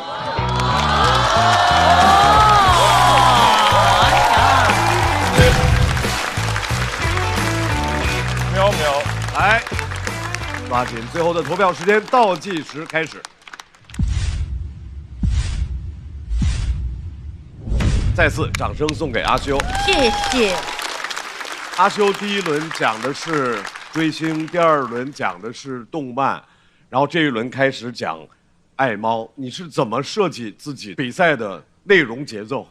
内容节奏，因为这就是我人生重要的构成部分。我其实想都讲，因为我在外面找爱很多年了，我有太多爱好了。你希望能够在整个的比赛里面，让每一个阶段都能够说到一个你喜欢的东西。对，而且其实我这一期有点把我前2期的内容归因了，因为我发现这些共同的原因都是因为我小时候，没怎么在家里待着，就是过早的就意识到，然后出去去加入更权威的圈子，就是从小就这样啊。我也猫毛过敏，但是我就坚持养我的猫。对，就一边撸一边打喷嚏流眼泪啊。我就觉得阿修太厉害了，就是你又好笑吧，然后你那个说到那一句的时候，我一下我又受不了了。你说妈妈你好阴险哦，听着是说你妈妈，其实你是那种爱，你愿意用你的这种方式去表达。对，我真的理解他，我终于理解他了。因为我们家也养小狗，我太太老把我们家狗放在我们家最舒服那个沙发上边，她每天站在沙发上边。然后现在呢，是我们家狗坐沙发，我坐地上，我坐在地上，因为我一上沙发上一坐，他就汪，然后我就赶紧在底下这么坐着，然后我们俩一块看电视，挺好玩的。对，慈父多败儿。对，反正就是我不知道，就是因为小狗小猫有一个特别好玩的点，就是说人吧，就是老感觉他特别不让你看见他脆弱的一面，就是说他老防着，他说我哪儿弱不能让你看见。对，猫跟狗的爱是在于他先把他最脆弱的肚皮给你展现给你，因为那个地儿就是最脆弱的地方。可是你可感觉一个生物居然会这么毫无保留的把它最脆弱的地方让你看，然后你那一瞬间你就会觉得哇好爱它呀，然后你就想挠它，然后所以那种爱我觉得就是特别的也是很深的。是的，特别能理解你。我觉得阿修的3个故事加在一起，他特别不 OOC， 就是让我觉得完全就是他自己这个人会去做的事情。所以他这3个故事就是跟阿修这个人他非常的统一，而且我就觉得就是还是像他说的一样，他们有共同性，就是简单，然后直接，然后相信爱，然后相信简单的爱。我觉得这一切特别打动我，所以我觉得他通过3个故事把自己这个人物介绍得非常清楚，感觉给了一个非常详细的一个从里到外的一张名片，所以我觉得非常喜欢这3个故事。3个阶段下来之后，阿修越来越完整，对，非常完整，所以我觉得很棒。OOC 是什么意思啊？就是没事，有什么原因？就是跳脱出角色外 ，out of character。哦 ，out of character， 哦，跟你的性格非常不吻合的那个事情。明白了，好嘞。OOC 如果直接说的话，其实就是脱口秀演员在舞台上可能最追求那个人段合一啊。我觉得可能。阿修，我刚才费什么劲儿？但你说的特别好。其实说的有时候正面跟反面的意思同样，但是角度是不一样的。你看，比如阿修讲的动漫、讲追星、讲养猫，如果是你有同样的经历的话，你很容易带入；但万一你没有同样经历的话，因为他本身就是这样的一个人，他很容易把你带入那个情境，对他的说服力就会变大。对，关键是无论是动漫还是养猫还是追星，它的内核其实是爱。而爱是放之四海皆准的一个主题，所以为什么每次阿修一上，你会觉得这个人很可爱，你瞬间进入他可爱的世界？我觉得谢谢阿修，谢谢你的可爱和爱，感谢你，感谢你，我也爱你。那好多年了，我之前是只捐款，然后我现在是有在身体力行的把猫直接送到别人家，然后带着它去做就跑遍宠物医院这种事情。还有就是领养不出去的猫猫，暂时就放在宠物医院，然后我们也说是保持联系的状态，差不多1年多。我现在不太想说是我救助了他们，因为他们本身也属于这个世界，我只是在现有的环境下帮他们找一个爱他们的家，不会受伤害的家，配得上他们信任的家。我希望小动物们都能活下去，我希望等到那个时候。人类是大猫，所以越来越完整的阿修在每一轮通过自己的兴趣，通过自己的爱好，让大家看到整个的囫囵个的一个阿修。来，阿修的表演结束之后，我们来看一下他得到的票数是。投票的都在找我领猫啊！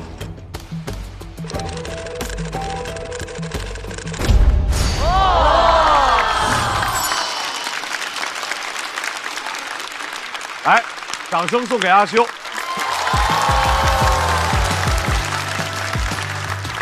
马上就在一起队派出他们的最后一位表演者，热烈掌声欢迎步惊云。太像企业家了，这两个。哎，现场的朋友们，你们好吗？好。辛苦大家，辛苦大家。今年比赛确实感觉到自己老了。前几期录制来现场，能感觉到讲大学题材的观众很有共鸣。我想这是比赛啊，我也得讲点大学的事儿了。回去就想不起来了。我现在唯一能想到跟大学有关的就是谈恋爱。跟我老公从大学到现在17年了，感情一直都很好。哎，这10几年啊，我不敢说琴瑟和鸣，那也是渐渐变淡。我以前只要听人说谁的家庭被拆散了，我都不想听完。我说经不起诱惑吧，家就那么容易被拆呀？前2天见了个人，我跟你说非常容易。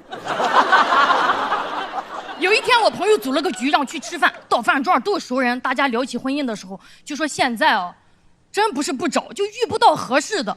我说对，那就得珍惜嘛。吃着吃着，有个朋友接了个电话，说他有个哥们儿在楼下，想上来跟大家坐一坐。等推开包间的那一瞬间，说实话，长这么大了，见过的帅哥也不少了啊，但这种直接帅到我前额叶的罕见。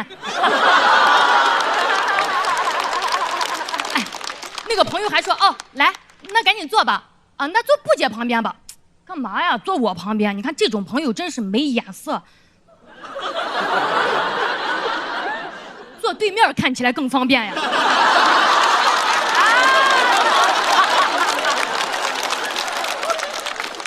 那个帅哥拉开凳子准备往下坐的那一刹那，我闻到了一股淡淡柠檬皂的味道，大脑一片空白，拿着筷子就开始喝汤了。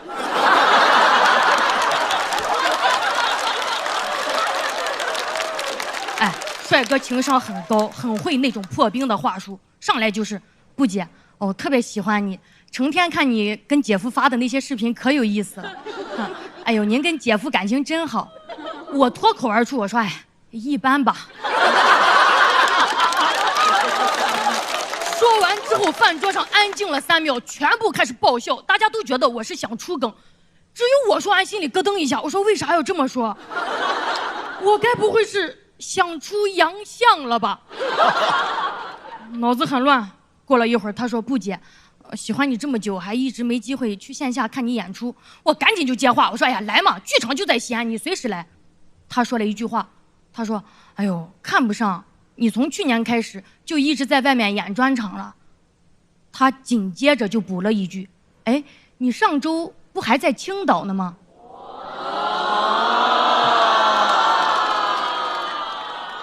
朋友们，这句话看似在聊天，实则是勾引。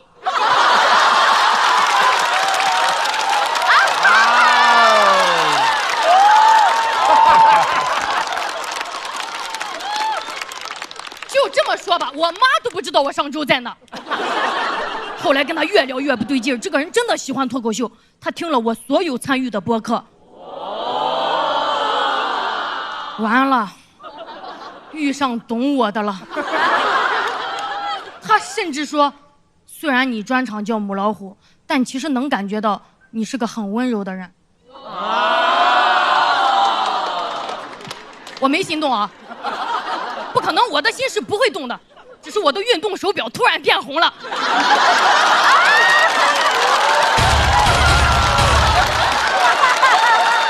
太牛了！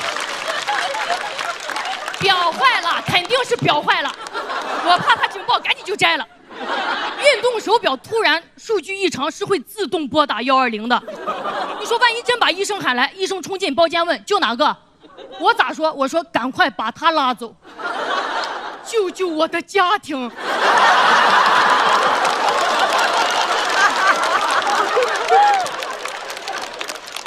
这人啊，想象力太丰富也不是啥好事儿。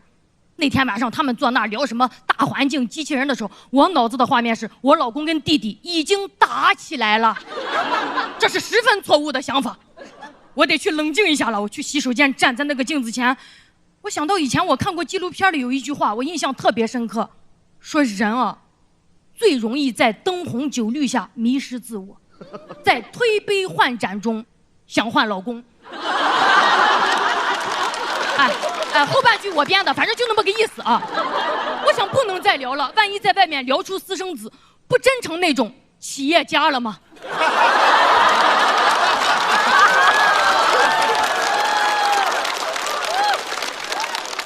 等我冷静完回到饭桌上，他们说吃完饭不尽兴，要去附近 KTV 唱歌，我拒绝了。KTV， 哼，那种昏暗的灯光，暧昧的气氛，一个大帅哥坐我旁边，那我不得一展歌喉啊！我赶紧说啊，那你们去唱吧，我还有点老公，我得先走了。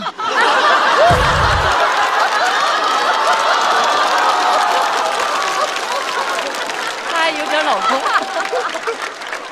弟弟居然还不收手，对着我一脸遗憾的啊，你不去了？那下次你回来演出，我一定去捧场。我说你直接来就行。他说可是我还没你的联系方式。我大脑飞速旋转，赶紧指旁边的人，我说他有，下次你们一起来，大家都来看啊！我冲出包间，在过道就长出一口气，哇，悬崖勒马挺难受啊！什么悬崖勒马的人自控力强？我不相信，人到悬崖边了，就只是为了练勒马。练勒马，练勒马。赶紧打车回家，一路上情绪都很复杂，遗憾、委屈、愤怒，我都不知道在愤怒啥。明明我老公啥都没做，我就觉得他亏欠我了。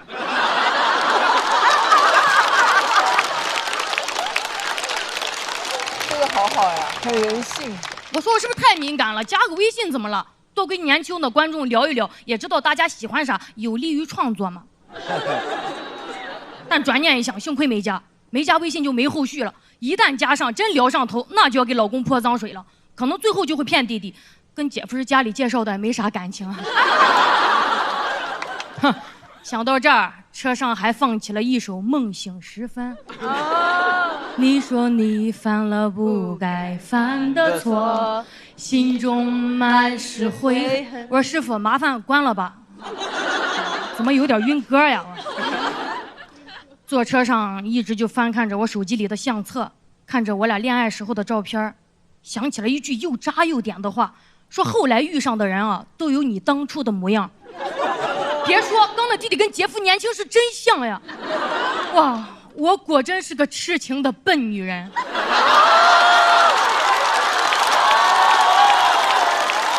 好厉害啊！哎呦，可爱死了。回到家晚上1点多了，姐夫还在小区门口等我。刚下车给我吓一跳，我说：“哎呦，你咋一下这么老了？”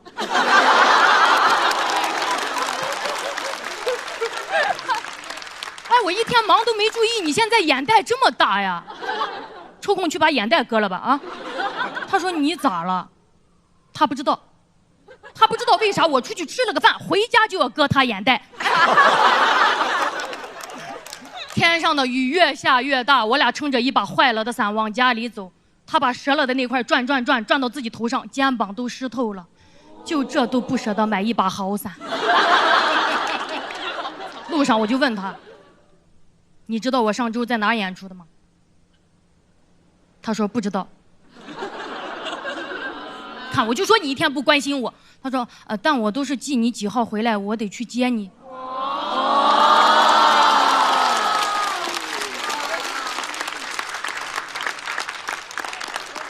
他说完这句，我脸颊一下就湿润了。我说宝贝儿，以后买把好伞来接行吗？他说不用，这个能修好。但他还是愿意为我改变的。那天晚上回家的时候洗漱，我透过门缝看见他在偷偷的抹眼霜，用我的洗面奶。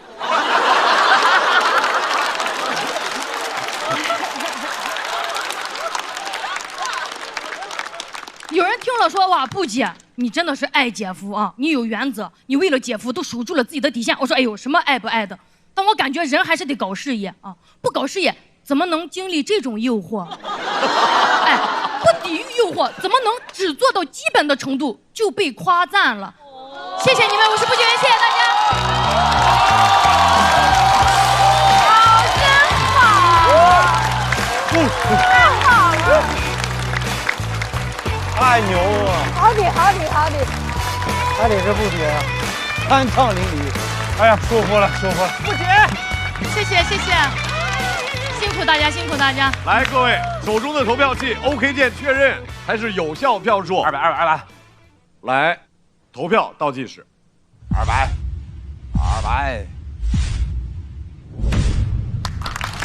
谢谢大家，谢谢大家。大老师一直在喊着200。来，大老师，绝对的冠军！我这得让瞿颖姐爱到不能爱，太爱了！太好了，我这听得我笑的我，但是我又为你们的这个爱情，你说你都那么多胡思乱想的想法在脑子里面，你越想到你怎么这个那个的，你回家，你老公撑着伞那儿，我又不行了。我为你们之间的这个感情，我就好感动。我觉得你真的是一个痴情的笨女人。痴情的笨女人，又强大又可爱，你又有很强的一面，反正你充满了能量，又有那种很女人的一面。我觉得你真的是一个女人都会想成为你这样的人的女人。谢谢曲莹姐。曲莹姐是个特别好的嘉宾，能够做到几乎从头哭到尾。我也笑好吗？我是感动。是的，又笑，然后又该哭的时候就湿润。你就会因为这些美好的感情，你会感动啊，对不对？对，我在听的整个过程之中，感觉我自个儿，幸亏我很少出去混任何局，我没有经历过什么太多的，我都是压得极狠无比。然后那个，但是我们压得极狠无比，从来没有过任何想法。我在说什么？我不要说我自个儿这件事。然后对，不是。叫你也不出去啊，就是对，就是不能出去啊，对，因为我的眼睛只属于我的太太，然后这样，no， 不要说这些，但是我觉得就是您说的这个话题啊，就尤其我们这个行业里头啊，是一个禁忌，就是很难说，因为你都已经结婚了，然后居然敢说这样一个就是大错，不要来，就是那种感觉，对。但是您处理的极其好。那是一个感觉所有人都会往这边想，或者怎么样都能理解，但是同时又如此的可爱且巧妙，大师级别。谢谢大老师，谢谢。我觉得“王”这个字儿已经配不上您了，您比王还多了一点儿。您是个玉，现在您是个玉，您是一个玉，太厉害了啊，真棒！就感觉不解的她每个笑点都像漂移一样，就你刚过去，就是给你的那个笑点又在另外一个方向去了，所以听完就感觉很极致的开心，而且这个极致的开心在这个故事当中会极致很多次，所以就每次听不解的这个脱口秀都很享受，非常喜欢。谢谢周深，谢谢周深老师。步惊云现在绝对是有王者之风。就好像没有舞台他掌控不了，没有人心他赢得不了。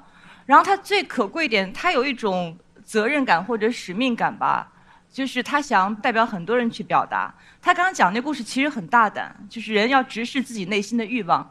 但是情感这种事当然是论心的，但是在具体的关系当中，很多时候你是要论迹不论心。他讲的所有一切是我们一个人在脑子当中可能会有过的一个念头，但它并没有发生。可是他很勇敢地把它表达出来，关键方法又很高级，点到为止。是的。我觉得很期待他之后的更多的很好的表现，太牛了。谢谢卢玉姐，谢谢卢玉姐。布姐就是已经幸福到了一种对我们毫无参考价值的程度，所有的幸福都没有参考价值。就是他会说，姐夫确实是一个很顾家的人，是吧？就是有时候闹别扭还会一边流泪一边给布姐缝扣子。哎呦这个也太顾家了，这一边哭一边缝扣子呀。所以步惊云这次的表演其实是一个非常非常感人、非常非常幸福的一个内容。再次掌声送给步惊云。4位回到台上。看了步惊云的分数，同时就会看到就在一起他们获得的总分。步惊云获得的票数是196，186，来个满分吧，行吧？肯定得破200。201。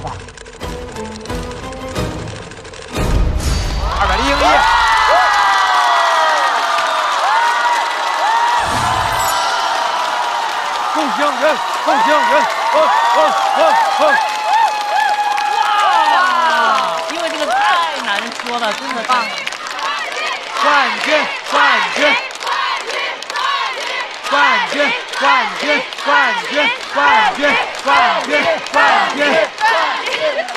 在这组表演结束之后，一共完成了4组，而步惊云获得了目前为止最高票数，绝对的。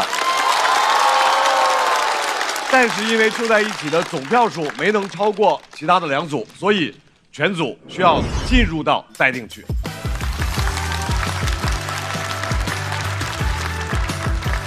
大家对于自己的表现是满意的吗？我们组现在只有一个最大的面子，就是嘿，我们布姐是全场最高票，嘿。哎，我是全场最低票。没有，不要这么说。跨界能走到第3轮，已经是历史罕见了。对吧？这个赛段其实就到这儿就结束了嘛？有没有想对队友特别想说的话？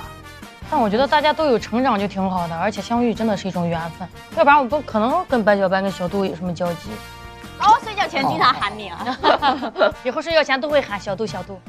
也对，因为大家知道现在就是做表达是很危险的一件事儿，我也是希望在接下来的道路里坚持自己的表达。如果谁骂你们呢，就告我，我再骂回去。希望他们越来越好，专场大卖，演唱会大卖。对，好，那最后了，就是最后一次，我们在这个空间里面喊一次我们的队名和口号。我们的队名是就在一起，就在一起，谁让我们相遇？以后的日子我们一起相依。OK， 就这样。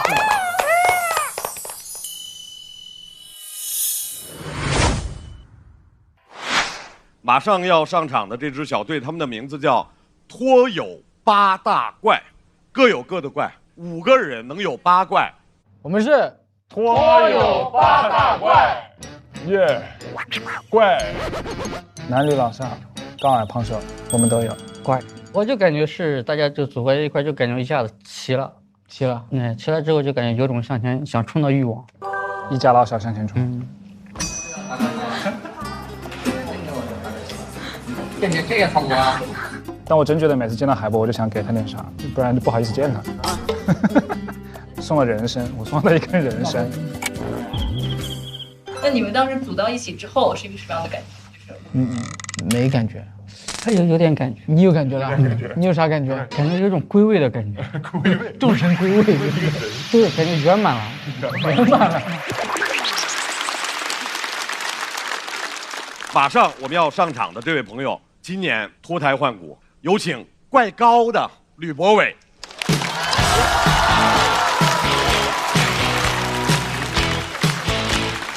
孙熙。其实我们录2个月了，我一直在偷偷的跟陈火腿学穿搭。来看一下票数是，掌声送给吕博伟，孙熙回到自己的队伍。这也太惨了，这个分儿。下面的这位演员，还是来自长沙的笑马俱乐部，他是一个重心怪稳的演员，掌声欢迎陈火腿。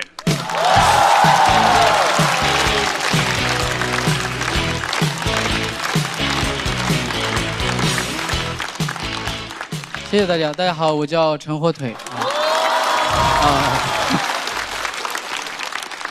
其实很感谢大家还在持续看我们脱口秀，因为前2轮节目比赛啊，我讲的都是关于我个子矮的段子，大家都笑挺开心的。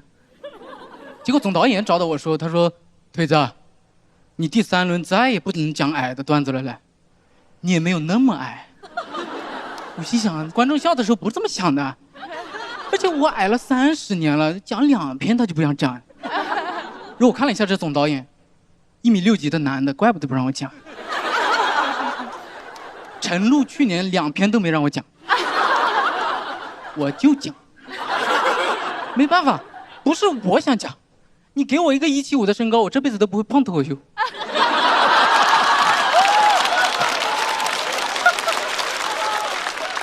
你看我幻想都只敢幻想175。这是个 M 码的梦想，所以不是我刻意去提，是这么多年的身高自卑啊，它已经变成了我看这个世界的一个水印，就是我会下意识的从周遭的一切里看到对矮的讽刺，因为后面总导演还跟我说了一些话，他说你可以讲一下原生家庭啊、亲密关系啊、社交矛盾啊，诸如此类的。他讲了这么多，我只听到一个，你可以讲一下诸如此类的。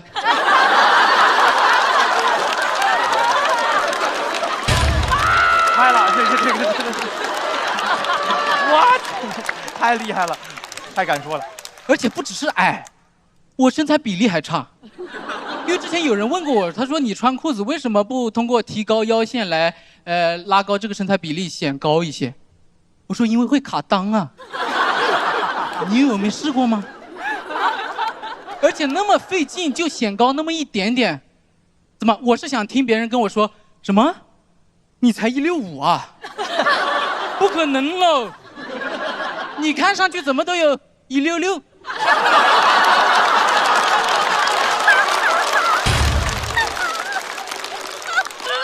所以我是一个特别在意形象管理的人，因为我的形象一向不太服管，啊，就是说白了，其实就是底子差。如果你放任这个形象，你不去管理的话，底子能差到什么地步呢？就前2-3年吧，有一段时间我比现在这个样子胖个20来斤，也不修边幅。然后有一天，哈哈曹突然找到我跟我说，那边功夫胖，有个那个新歌的 MV 想指定你演一下。我说这么好，为什么指定我演？他说那边就说要找个矬的。矬的，我第一次都没听清，我听成了就要找个活的。我说不要死人是什么标准？活的，然后他马上纠正我，他说矬的嘞兄弟，矬的，吃我矬，矮穷矬的矬。我说啊，矬的，听清了。不然他一直在那讲，声音好大，我都怕别人听见。我说矬的是吧？哦，你别说，哥们儿现在这个样子是有点矬，演也可以去演一下。我虽然嘴上这么说，我心里完全不这么想。我心里想着他赶紧给我打圆场，我在等他说开玩笑的嘞，演个配角。没有，他直接对着手机那边说，矬的找到了啊。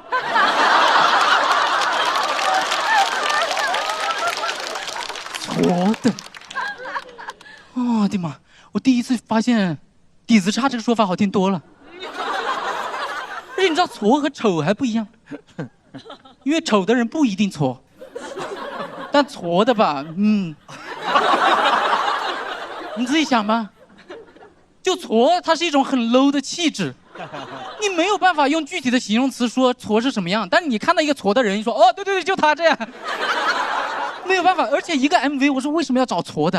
然后他就告诉我说，这个 MV 的故事主线啊，就是说功夫胖，作为男主角，他在一个歌舞厅对一个大美女一见钟情，功夫胖在里面要演个帅哥，问题是他又没有那么帅，那怎么办嘞？就叫一个人站在他旁边。我知道这个剧情之后，我一点都不想去，因为你莫名其妙被人告诉你说你是矬的，就已经很冒犯了，而且这个人还是哈哈曹。我心想他未必不矬啊，我比他还矬，所以看出来吧，就算再幽默的人都不愿意承认自己矬的，不然哈哈曹他脱口秀讲那么好，他都不讲了，跑去参加什么魔力哥先生，瘦了几十斤呢，还看不出来，连他都想当帅哥了。所以我跟你们说，你们提防这点吧，你根本就不知道爱豆圈现在混进来一些什么货色。但是我已经答应他了，怎么办呢？你只能硬着头皮去啊！我心想，我口头上拒绝不了，那我就去到那个片场，等那边剧组拒绝我吧，我让他当众打脸。所以去试镜那天啊，我在家特意洗了个澡，我平时也洗的，那天白天就洗了。洗完澡之后，换了一身全新的衣服，敷了面膜，开始抹素颜霜。我边抹边在那想，矬的是吧？矬的啊！我跟你说，哥们儿平常也就是不打扮。那万一打扮完了去到片场，那个导演说了找矬的，这么帅我怎么拍？我说那就没有办法了啊。我光那个头发抓发胶就抓了半个小时，然后下楼上了哈曹的车，他什么都没看出来。我坐在车上，我都有点忍不住，我在那里问了，我说你没发现哥们跟平常有什么不同吗？然后他开着车瞟了我一眼。哦，哎，我也有兴头几天不洗是这样的嘞。我就不想讲话了。然后他开始主动找话聊，他说跟你讲实话喽，最开始这个剧组说要找矬的，哥们第一个讲的就是你。我说不想听这个。哎呀，看出来你不太想演喽，不想利用自己的天赋喽。所以我又找了我另外一个朋友，我讲实话，他也蛮挫的。我说那为什么最后还叫我？导演组看了，他说他1.7米太高了，要找矮矬的。我说你开车吧你。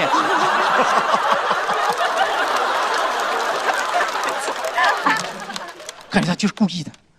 然后去到那个片场，还没进去啊，就听到里面那个对讲机在那喊：“不够嘞，下一个，不够。”然后你就看到那个角落里啊，站着一堆落选的，矬的。我还特地过去打量了一下，我天，长这样都不行是吧？那我肯定也白搭了。我就把包放到那里，我心想我等一下试完镜出来拿了就走了。我就走进了那个片场。我刚走进那个片场，你知道那个导演说什么吗？他都不是说就你了，他说的是叫他们都过来看一下。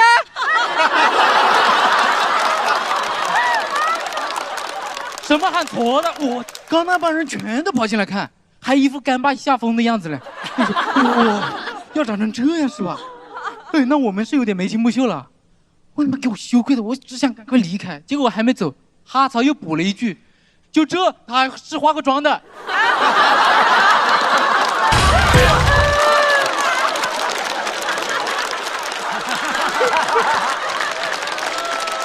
没见过矬的嘞，一帮帅哥真是。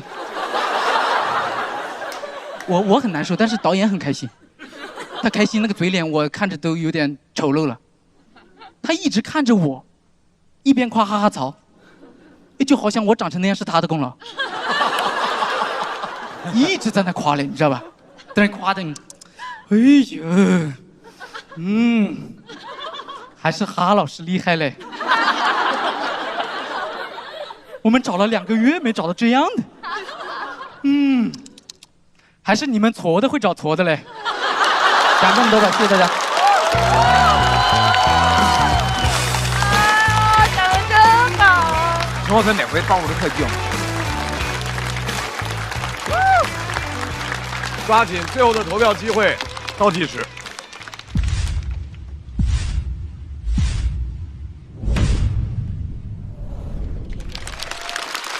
就是你刚才在提的，在内容里面专门提到你特别注意形象管理，是会去健身啊，就是你还是不能长胖，我这个底子差就更不能长胖了，就是你得还是保持身材管理，再加上洗澡，对。男生其实爱干净就已经胜过很多人了，就是稍微再穿一些适合自己的衣服，我觉得就差不了太多了，就不是说非得追求特别那种靓丽的形象。哇塞，这好像妈妈对自个儿子说的话呀。我要求好低啊。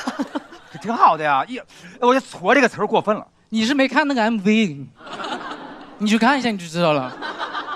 因为喜剧人演员的审美不一定很好，但他的审丑能力，你看了你就知道。我其实一方面是一种抱怨，但另一方面我知道哈曹我们俩关系好，他在喜剧方面的那个认知，我知道他什么意思，所以当时我也是去演了，也挺开心的。只不过后面把它变成一套段子。哎，但是那个 MV 是什么样？就是说你也要跟着一块说唱吗？还是怎么样？那个内容就是我们在旁边衬托他，你就跟着要不对对，就是显得你不在状况，然后整个人。我甚至我感觉，哎呀，那个 MV 我妈妈看了都会生气的感觉。我儿子怎么这样了？就是看着我现在都不太敢看全。那个歌怎么唱？错错错是我的错，好错呀！我们一起错错错。给我的一个感受就是，可能生活中没有什么是绝对的，就生活中可能是一个弱点，在舞台上绝对是一个特点。我好奇，如果是全部5轮的话，能不能就这一个主题？有。太好了。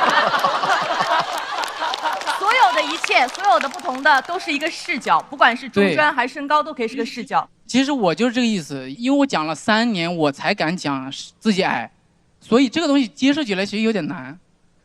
后面讲了之后，发现你讲的所有东西都会带有这个东西的烙印，这是真的。你整个成长过程中，你一直在困扰你的东西，它不可能完全摘干净的，我是这个意思。期待。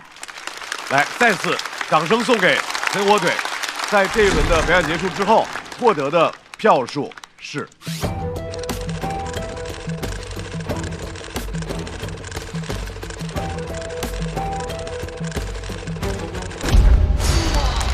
来，掌声送给火腿。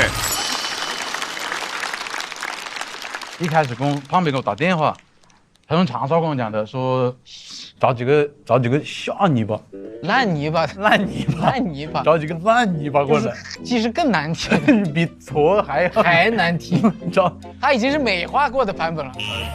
要如何与你般配？我的唱片对街边摊位，而你的钻石摆在专柜。我们时差难分难美，我还在床上酣睡，你早已拿着咖啡走进单位。强烈推荐大家看一看那个功夫放的飞飞。但是听完之后你心里还是会，我的妈，这么挫吗？但是我也知道，演一下，玩一下。而且我觉得跟朋友一起创造一点没有过的人生体验，这个是很宝贵的事情。你不是说你一定要时时刻刻你自己在那顾自己体面，大家都知道，而且也找不到更挫的了。马上要上场的这位朋友，人到中年，但是呢，说话还淡淡的。加油加油！让我们掌声有请怪老的海波。这次上完音综啊，收获确实很大。以前呀，一直在等待着成为一个歌手，没想到这次靠等待，真成为了歌手。哎呀，整个人啊，瞬间就开朗了，充满了阳光。这感觉怎么说呢？就像每桶都有约一颗阳光番茄在里面的茄皇，汤底浓郁，酸甜鲜美，番茄是个宝，茄皇错不了。果然还是得常回家看看，哪怕在外面没有当上魔力歌王，我也还有家里的茄皇。那一刻我就知道我们两个肯定能到白头。我是很享受这样一段粉红气泡的，然后很干净的这样一段感情。精神病经常就是以恋爱脑的形式出现的。天青色等烟雨，那么而我在等你。我当时脸就红了。你怎么都忘了你的来时路？就是有一些很邪门的梗，然后你想不到会这么出。这梗我亲自写的。快乐不整虚的，咱的评价都是真的。感谢帮我们发现好去处的大众点评冠名播出。番茄是个宝，茄皇错不了。感谢约一颗阳光番茄在里面的茄皇联合赞助播出。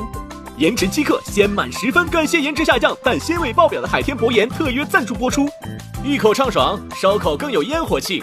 本节目由可口可乐行业赞助播出。乳铁蛋白加乳脂球膜，助力宝宝体质双优。感谢真心守护宝宝成长的美蛋陈兰珍赞助播出。好网络就选中国移动，本节目由指定产品中国移动赞助播出。咔嚓咔嚓，一起脆翻天，本节目由美味酥脆有料有趣的雀巢脆脆鲨赞助播出。托友全国巡演已经火热开启，打开效果小程序参与城市许愿，享优惠看演出。6月26日起，周5、周6中午12点正片更新，会员抢先看1周。周日中午12点段子加更，居然还有段子可以看。周1中午12点托友日记，大王洞的夏天围观合宿生活。周2中午12点托友好好玩公园看脱口秀演员的游戏时间。周4中午12点离场之后，杨海源和托友们慢慢聊。8月5日起，每周3中午12点遇见他们。第2季圆桌又开，鲁豫和更耀眼的他们。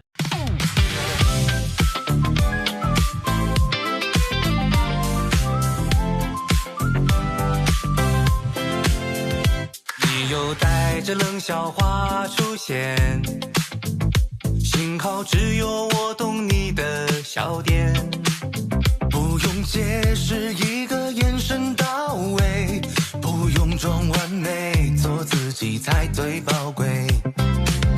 哦，拜托拜托，暂时忘掉一切，想记住你嘴角上扬瞬间，不用想明天还很遥远，不知不觉又和你聊到凌晨3点。哦，烦恼往外跑，今夜有你们真好，这是我们的约定，祝你今夜过得开心，就要朋友朋友，哦朋友，就要和你聊一整宿，就让笑声传遍海洋。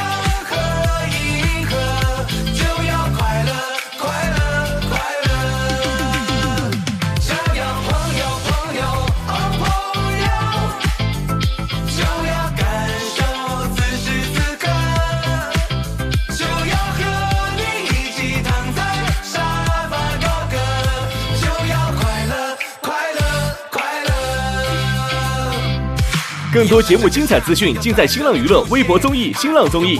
感谢丽丽城传媒、天气通、新浪新闻、腾讯娱乐对本节目的大力支持。感谢指定问答社区知乎的大力支持。上知乎参与脱友3问题讨论，参与知乎剧综圈子活动，解锁惊喜好礼。感谢独家播客合作平台小宇宙。想继续听脱口秀演员们台前幕后的真实故事，上小宇宙 APP 搜索脱友3特别企划，一起听见喜剧人的唠柳局。感谢脱口秀和他的朋友圈水果汤泉对本节目的大力支持。